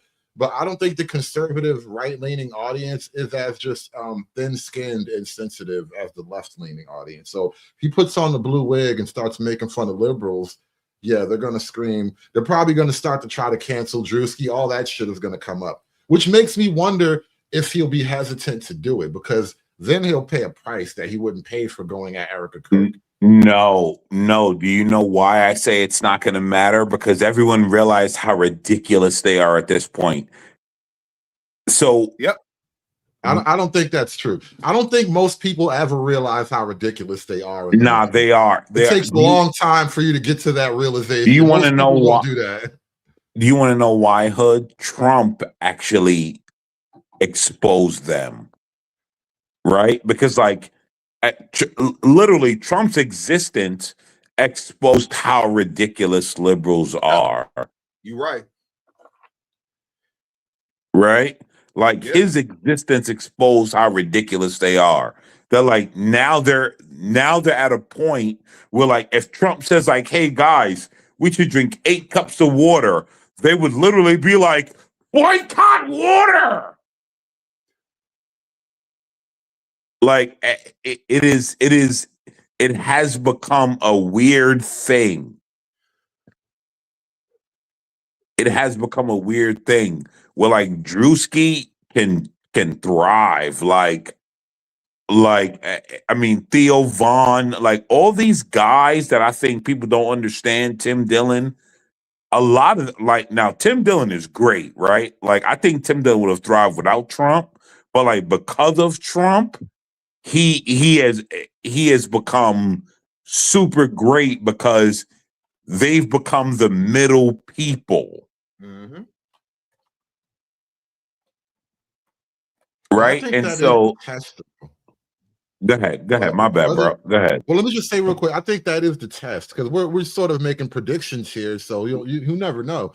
But if it happens, that is the test. Because what I see right now is Druski can, and not just Druski, but comedically, you're safer punching right than you are left. No, I think Druski, here's the thing. I think Druski, to be honest, I've seen his comedy, and I've seen his comedy as, like, sort of middle, right? and I see where he's going. The thing is, Hood, if you just Hood, think about it. Look at where he's going. Right? He's just comedy in the middle. So if you look at it, the left is going to get the left is going to see Druski's wrath soon. They're going to see it. Because if you look at where it's going, he just wants to do comedy. That's it. You know, the thing about comedy, see, there's it's certain rules in comedy. You know what one of the rules in comedy is? It's not really a rule. It's just like we actually have some type of morals about comedy. We usually don't punch down, if you know what I mean. We don't punch down on downtrodden people, mentally handicapped people, all that stuff. And comedy is always preferred to punch up. So he has been punching up. He punched up. And you know what? This is another explanation of why whiteface is always appearing to be more acceptable, but blackface isn't. Because black is viewed as bottom and white is viewed as up. Shout out to the woman in Colombia. Shout out to the woman in Colombia. I'm just saying you're punching up. And so this is why things are viewed as acceptable versus not, because it's like a power dynamic. Yeah. Again, it's moral, it's victim morality. It's okay because you're weak. I have to ask a question though. What is power dynamic? Well, the power dynamic between like black and white in America, where like Mr. O was saying, you don't punch down, you don't punch on the weak people below you. You can only punch up on the stronger people above you. And the power dynamic in America between black and white puts black below white. So it's always acceptable for black to attack white because it's punching up. Hood. I didn't really want you to explain it. I was just saying that I don't do power dynamics because I don't believe that there's white people more powerful than me. Well, you're normal though. We're not talking about you. Like, right? So I didn't really like what. Okay, well, I thought you would. I'm pretty sure you got it anyway. It sounded like an odd question from you, but okay. Like, I don't know what it is. Like, when white men aggress me, like we all get aggressive and we see where it goes, and like it never goes as far as like people think it's gonna go because none of us want to die. So we're just like, all right, let's be clear. But I asked you that question because I need you to explain how weird power dynamic sounds. Well, I mean, this whole show is kind of like in the shadow of a power dynamic because we're talking about, you know, the idea of punching up versus punching down and the concept of victim morality. Like the very concept of victim morality is based on power dynamic. Like there has to be a high and a low, an oppressor and an oppressee. Every time you say power dynamic, I get triggered. I know, but this is just the reality of it, though. Whether or not you agree. Like this is like leftist framework. Everything in leftism operates like that. Going back to like Karl Marx with like the proletariat and the bourgeois, whatever. Like there's always one group that you play against the other, and whatever group is like considered smaller or weaker, they get all the moral cover goes to that group because they're victims, therefore they're correct, they're morally correct, they're blameless in their victimhood no matter what they do. And that thought travels all the way up to the reason why we have these no bail things for criminals and shit like that, why we have to have sympathy for the Pookie or whatever, because ultimately he's the victim. So Hood, I didn't know you speak multiple languages. Because what you just said, I don't understand. None of it to me registers. I've been studying leftism. None of it to me registers. Like yeah. I don't understand. There is a theory to leftism, but it's like it's retarded and gay, so it's uncomfortable to learn. Bingo. Like I don't understand. Like when you say power dynamics, I'm literally like, I don't get what's being said. Right. I don't get that. On the other side, this is like what you learn apparently when you get into college, especially when you're going into like the soft sciences. Like I was watching a video from FD Signifier the other day, and he was talking about like incels or whatever. And he was talking about Ari Lennox, how Ari Lennox incels don't understand Ari, some shit like that. But anyway, he was telling a little anecdote about how he's a sociologist, right? That's what his degree is in. He's trained and he's a professional, right? But the problem is sociology is what they call a soft science. Yep. And by pseudo no, let me just give the official definition. By soft, what they really mean is that in the hard sciences, things that involve math, engineering, physics, that stuff, science, whatever, there are always tests, there's measurable results. You can duplicate or replicate a test so that you can prove 1 + 1 = 2 on any side of the world at any time of day, and it will always be true, right? We can create a constant based off of these testings and observations, right? You cannot do that with things like sociology. It's just theory on top of theory on top of theory with maybe some apt observations written in there, but it's basically theory and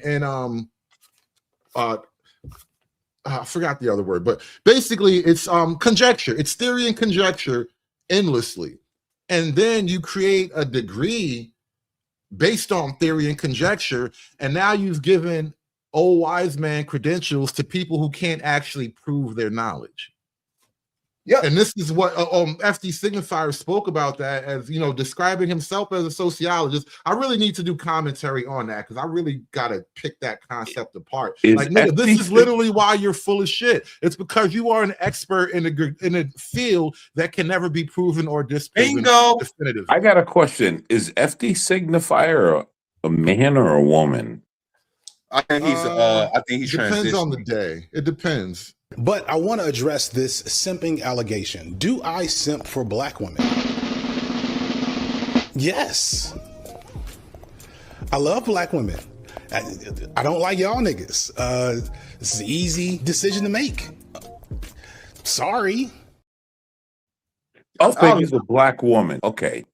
And so therefore KWK in the chat says you also can't do that with religion. Fine, fair enough. But now you're just telling me that sociology and all of its other fields like, you know, therapy and psychology are just modern attempts to replace religious structure.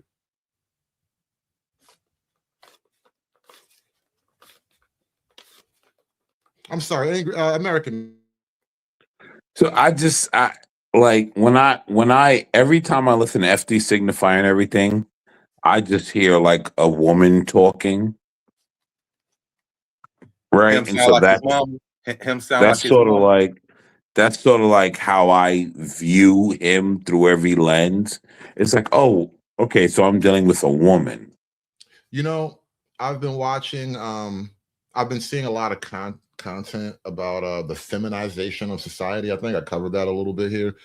And I think that is also a byproduct of graduating the university system, and especially like for him being like a master in the soft art of sociology, you cannot leave that realm without adopting deep feminine thoughts and thought patterns. You have to essentially mimic and mime female concepts and ideas to get through that. Hey, Hood, how much you want? You know what's happening in women's studies? How much you want to bet that his mind was in women's studies?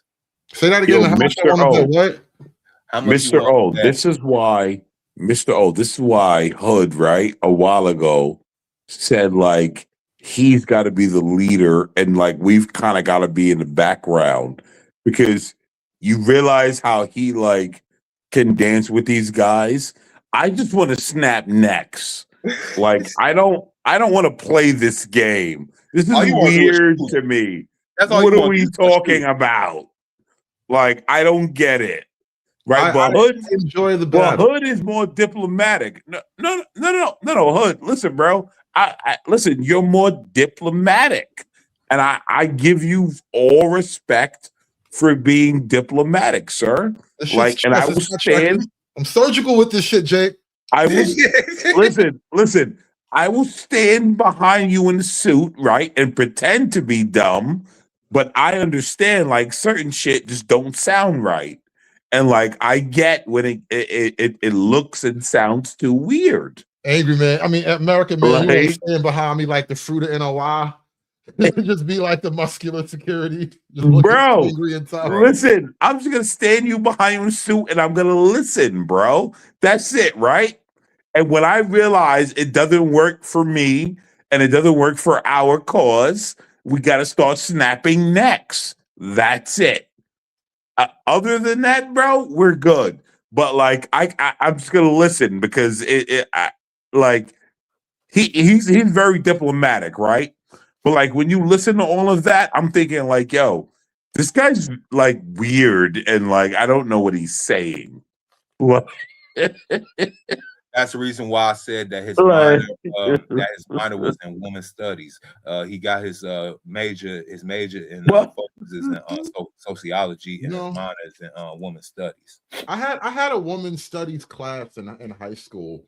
And at the time when you're young, you don't always recognize a thing for a thing right on sight. But looking back at it, we had like the most obvious like San Francisco lesbian feminine teacher for that class. And one of the things I remember in my women's studies class, it was about the San Francisco Fire Department, actually, how they had begun to I forgot, they were trying to get chicks in. That was Hood's favorite class, by the way. It was, because it was easy as hell. No bullshit. It was the easiest class you could have.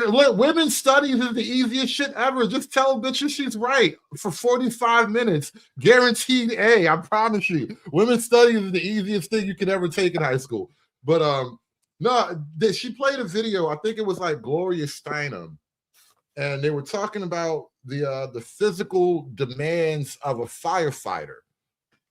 And why a lot of women don't pass the test. And Gloria Steinem, her position was that they should be given the job even if they don't qualify. Man, and I never forgot that, because years later, just recently when we had that Malibu thing and you had that fat black dyke looking chick who was like the chief of the fire department out there, you know what she said about people getting burned up in fires? Oh, it sounds like you got yourself in a bad spot you shouldn't have been in. Like, bitch, you're the fire department. It's your job to go stop that thing from happening. But feminism, I never forgot that video, because I'll never forget that. So with us now, and I see it everywhere. I'll never. So what I hear is Hood noticed back in the day. He noticed back in the day. And now it's come full circle where you notice like Steinem told you that like, yeah, let the fire burn. It's fine. Because like these women, you noticed back in the day, Hood. Good for you. I've been a long time Good for you. I fell off the path. I got distracted by, money, clothes, and hoes, all the nigga knows. But I've been a long time noticing, I won't lie. Good. Thank you. Thank you, Hood. Thank you. Like, I get it. So he noticed. He was like, oh, all right. This is interesting. Okay. But yeah, listen, if you want an easy B+ or an A+, take a women's studies class and just agree. Just take notes and agree. Don't take anything serious, just agree. That's the easiest A you'll ever get. The easiest A, huh? Because look, it's not like math or science where you have to actually prove anything right or wrong. You're not going to be writing out theorems in your women's studies class, right? You're not going to have to solve for Y. You're not going to be filling out a quadratic equation. You're just going to be telling chicks that, things that make them feel good. Easy A, I promise you. Easy A. Easiest A I ever had in my life.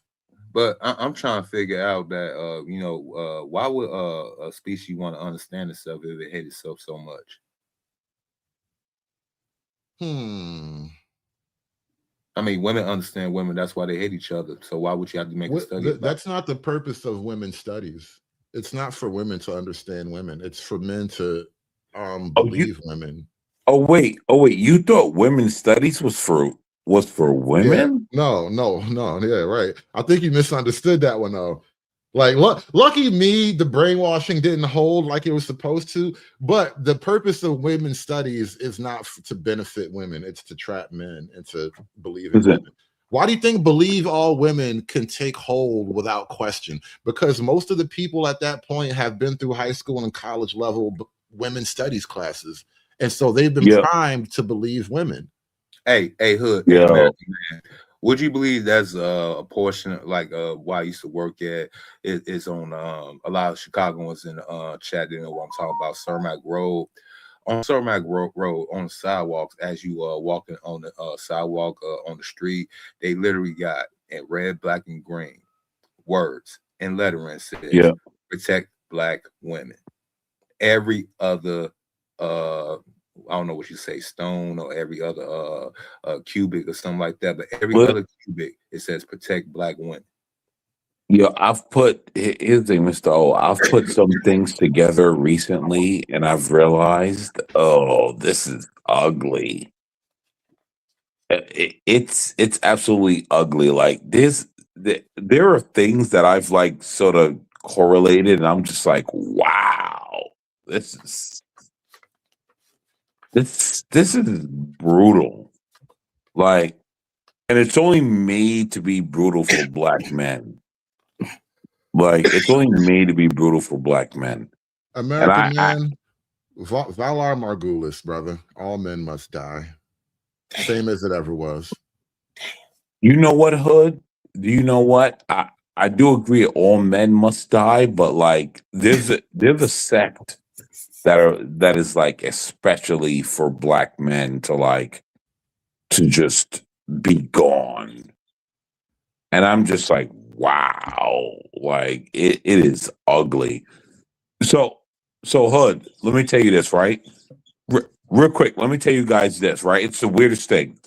My nephew,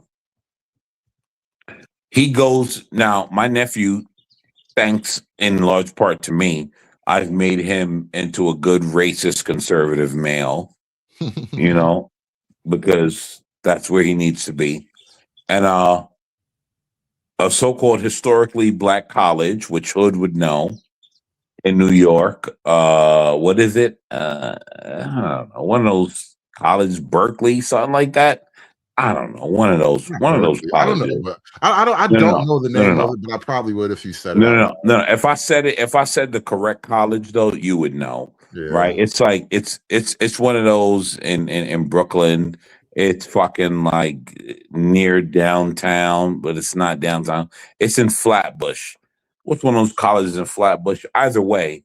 So like they scammed him and like he never did a day in that college, never did anything. And they're like, yeah, but you owe us $6,000 because you looked at us. Right? Oh wow.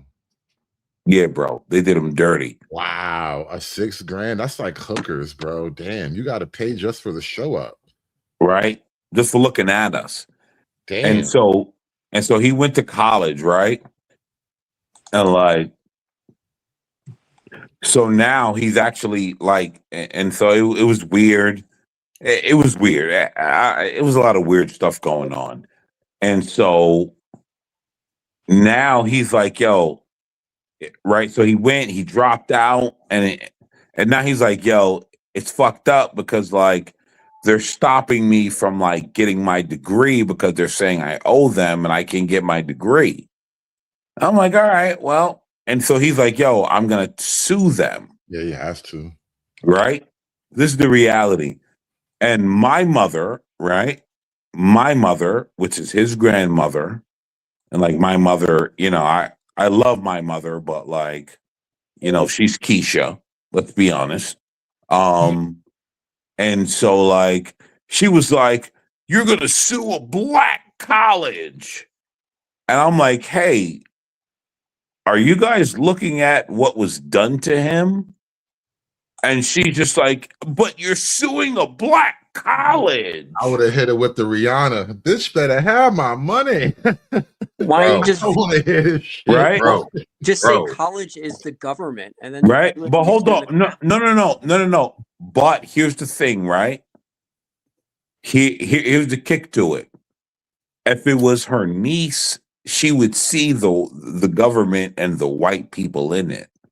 But because it's her nephew, all she sees is black. And so, like, you're harming blacks. But, like, if it was her niece, she would all of a sudden see the whites and the small hats, because black colleges, if you do the history, not a hat. But we're not going to go there. My thing is this, is that, like, she literally looked at him and was like, it's a black college, and how dare you, because it's black. You know why? Because who runs them so-called black colleges? No. We're not going to go there. But Well, what let I'm me ask saying you- is, wrap this up, because I want to get to Bandit real quick before we get out of here. Because I got exactly. I'm going to wrap it up. Hood. Sorry. But what I'm saying is like, this is a black male, literally a black college, like, screwed him out of fucking $6,000 and, like, making it impossible for him to go to other colleges. And like his grandmother's just like, it's a black college, never say anything. And I'm like, bro, you got to soothe him. Like, literally, you got to get out of this so you can go to other colleges. You got to go to the white man. And she's like, but I know, like, if it was my daughter, she would be like, how dare you do this to this woman? And I'm just like, bro, you realize black doesn't mean anything to these people, right? I don't like that either. I don't play that. This is why, even, between men, I think we need to leave the women out of the discussions, and we can get a lot more solved in terms of race relations. Correct. I can't even do with niggas, bro. I'm sorry. I tried to do with niggas, but I can't even do it either. Correct. We do have to leave women out of it. Let me kick Correct. the ball. But that's why I told him, right? But that's why I told him, like, bro, you have to go and get the lawyer. And I'm like, bro, you and I will go and get the lawyer. And he's like, yeah, I know. And he actually did the right things to get the lawyer, because he understood, like, yeah, I'm gonna get screwed. Like, shout out to my nephew. Like, he's a good racist, like his uncle. Shout out to him. Hey, Bandit, you kind of came up at the tail end here. Yeah, I try to I'll keep make this- things to around the 2-hour mark most of the time. But what brought you up here? Because we were talking about Druski and whiteface and blackface most of this day. Well, I mean, honestly, it's like you almost want to say, like, the gloves are off now. If whiteface is allowed, then you're kind of like open the floodgates to it's going to be okay. You're going to get Jimmy Kimmel doing his we'll just say his basketball impersonation again. Karl Malone. People forgot about the Karl back. Malone thing. Yeah, that's coming back. I mean, Lily Gaddis did nothing wrong, by the way. I was just gonna say, were we not okay with Lily Gaddis? Like, that was cool. I thought it was funny. Everybody in Black YouTube was mad at me, but that's I was the way it okay is. with Lily Gaddis. you're going to have the race drafts of like the Dave Chappelle era. We should do a 2026 racial draft. I mean, it's about time. I mean, we need one. It's Want me been to a represent the lot white? of. Does Angry want to represent the white delegation? I don't know. I think anybody who has a panel would have to do their own little version of it. So over here, yeah, Angry Snowman would definitely be the white delegation. I guess you and Snowman could have you'd work out, the proper white delegation candidates or whatever, because it can't just be one guy. And we gotta get a Latino and an Asian representative too. Yeah, but I just wanted to get up here and talk about college real quick, because especially what you're going through. I graduated in 07, so I went from 04 to 07. Back then, they were already cracking down on all the nice stuff, like sororities and fraternities. We're all getting cracked down for drinking. Like, you had all this writing on the wall. Like, basically, at this point, you just have to treat college as do what the professor wants, even if it goes against every moral that you stand for, just to get that grade, get the paper, and get the hell out. Every girl, because these stats right now are like 80-20, like men to women going, like the true stats, like for going to college, it's every girl is going to be throwing themselves at you, because that's what they went to college for, is to pick a guy. And the problem is that just opens yourself up to lawsuits. Like, you really, lawsuits are worse the way the culture is going. You got to like stay underneath the radar and just be that guy that wears like a hoodie in the back, just getting A's, doing the best you can, and getting the hell out. Well, do you know what's funny? Do you know what's funny, Bandit? Is that my nephew literally like, and I don't think he even understands it. Like, he's already been picked out by the owner of the company. Yeah. Right? Because All he you has haven't to had do to- is get his degree and like Mhm. do his job. He doesn't even have to like be special. He doesn't have to go to Harvard. All he has to do is just get your degree and like you're good. Yeah. That's the thing. Is that my nephew's already been picked out. And I keep trying to tell him, like, bro, just all you gotta do is get your degree. You're Yeah, treat it good. like You've a been trade picked school. out by the owner of the company. Like, you're good. I think we need to start treating college like trade schools. Like I'm there to learn what I need to learn and get the hell out and But they won't get a allow you job. to do that. They need you to go ahead, take all them courses that go ahead fund all them so-called Dude. No, but you missed Dude. what I said. I said take the class. My Don't nephew. in one ear out the other. If it's not pertaining to a STEM degree that actually matters, like if you have to take like a social science class because it's part of your requisite, get the best grade you want in one ear out the other. If it requires your job function, like what you actually want to be, that's when you're taking notes. That's when you're You caring. know That's when what? you're networking. That's when you're Bandit, joining let me like say something. yeah. My son is only in middle school in New York City, and it's so bad. That's literally the advice I give my middle school son. Yeah. 'Cause Yeah, they listen. They be trying to do all these LGBT displays and speakers and shit like that. And I'm like, listen. Opt out as much as you can, but just keep your head down, keep your mouth shut, and pass the test. That's all you Yep. got to do. That's exactly what I tell my son, and he's in Oh, college right goddamn. now. It's so terrible. Shout out to your son, Hood. Shout out to him. Yeah, Y'all my making son's y'all making Goddamn. the Solid Generation 2.0. That's My exactly son's what at the Solid Temple. Generation did. Now, I don't know if you guys know Philly schools, but Temple's like just a state school. It's like Penn State. And all the bullshit he has to deal with, I just tell him like the only frat I want you to join is the organization for your degree. And other than that, like keep your head down. Don't say hi to anybody. Everybody's there to use you, and it's not worth doing anything. Just do what you can and get the hell out. Because Welcome to life as a man, kiddo. yeah, you basically have a target on your back, especially being a white black guy in man. Philly. White guy in Philly, in the ghetto of Philly, is not really the greatest too. Let's be And honest. see, look, American man, this is why when you started down this line about the black thing, like I'm not unaware that like life is rough uniquely for everybody. Black folk, we have our own little things that nobody else can quite see or understand. And I recognize that white guys are going through their version of shit too. And Oh, so who like cares? that's why I said all men must die, right? We all Oh, of course. Agree. And the Oh, funny thing is, agreed. we Oh, have more to agreed. I don't. agree. I gotta get off real quick too. I'll just keep this real quick. Yeah, I'm gonna wrap it up after you go. We have a lot more in common with all of us chatting now than with any women on the panel. I mean, and that's the sad thing. Like, we need to agree on things. We need to say, okay, pass the differences aside on minor stupid crap. We need to get shit done. We need to. This is the find out stage. We need to get. Yeah. We need to Isn't get that the results. irony? We have more in common with men we don't like than the women that we do like because they're 100%. women. They're just fundamentally apart from us. When did they become men we don't like, though? Well, I'm just saying, in when theory, I'm just saying you have more in common with men you don't like I'll tell you- versus the I'll tell women you what the around you switch because was. just such a gap between men and women. Yeah. When they started weaponizing sexuality, that's when they became your enemy. Correct. Now, I will say this, right? I will say, like, my nephew is literally plucked. My nephew works for Lifetime, right? Mhm. Like, he was plucked by the owner of Lifetime. It's not a weird thing. Like, he wasn't like, he's plucked by the owner of Lifetime. And I'm telling him, like, bro, you were plucked by the owner. Like, all he needs you to do is finish college, and he's gonna like he's plucking you, bro. Like, he's telling you you're the guy. But like that's gonna make it. But you gotta look at this side. They're picking you. That means that he didn't pick other people, and that knowledge alone means that if that gets out, you just put a giant target on your son. because they're going to do anything they can to get that job.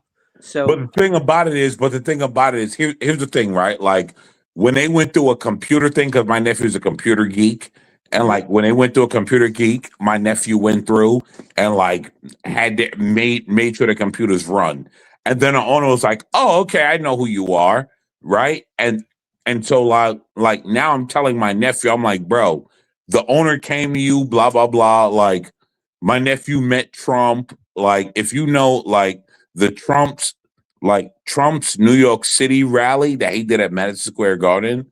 He went through Lifetime with the owner. My nephew was there, like met Trump, blah, blah, blah, blah, blah. Right. And I'm just like, bro, you're the chosen one. All you got to do is graduate college, bro. yeah, well the thing is, Do you know what this dude is doing? Do you know what this dude is doing? What? This nigga is trying to appease black women. And I'm like, God damn, bro. He's I'm young. like, God damn, bro. That's the innocence of youth, man. You're at the finish line. You see, you basically just ran a 6-hour marathon, and you saw a pothole, and you're like, oh, I want to see that pothole, and just stumble and lose. That Dude, I mean, he's the chosen one. And he's just like, oh, but wait, I gotta please black women. I'm just like, bro, I gotta get out of here, man. It's about lunchtime, and I'm dying. I gotta go. I gotta go. Yeah, I gotta get ready for work. I'm sorry, Hood. Props to your nephew, bro. Man. Props to your nephew, bro. At least he's making his way in the world, though. He'll get it right. You know, we were all young once. He'll get it together. Shout out to that guy, bro. Shout out to him. Thank you, Hood. Thank you for having me. No problem. This image on screen is from an old movie from like the early 90s, I think, maybe the late 80s. Soul Man. C. Thomas Howell, bro. This Listen, it's easier when you have a sense of humor. Life is just easier when you learn to laugh at things and let the little things go. But you know, we used to be better. That's my whole point in bringing this picture up. What about we Watermelon used to be Man? better as a people. What about Watermelon Man? Who cares? I'm not really tripping. I don't even think I remember Watermelon Man. So you're gonna have to like remind me of that one. You gotta watch it. That's your homework for your lunch shit. Watch the first 30 minutes of Watermelon Man and thank me later. All right, bet. We're gonna get up out of here though, y'all. I got to go. You do me a favor, guys. Like, share, and subscribe. Thank you to everybody who supported the show today. We are gonna wrap this one up. Sometimes I try to do 2 shows in a day because I don't got that much going on right now. But we'll see. I do have other things going on, so I'm going to try to come back later on. There's a topic I wanted to cover, and we'll see if I can crank this one out. So stay tuned. I'm going to go do lunch, and I'll try to come back with another show. But peace, y'all. Aspiring to be patriarchs like what white men have, that isn't freedom. That isn't going to help anybody. It's certainly not going to help black people. It's done. It's done. It's done. It's done. It's done. It's done.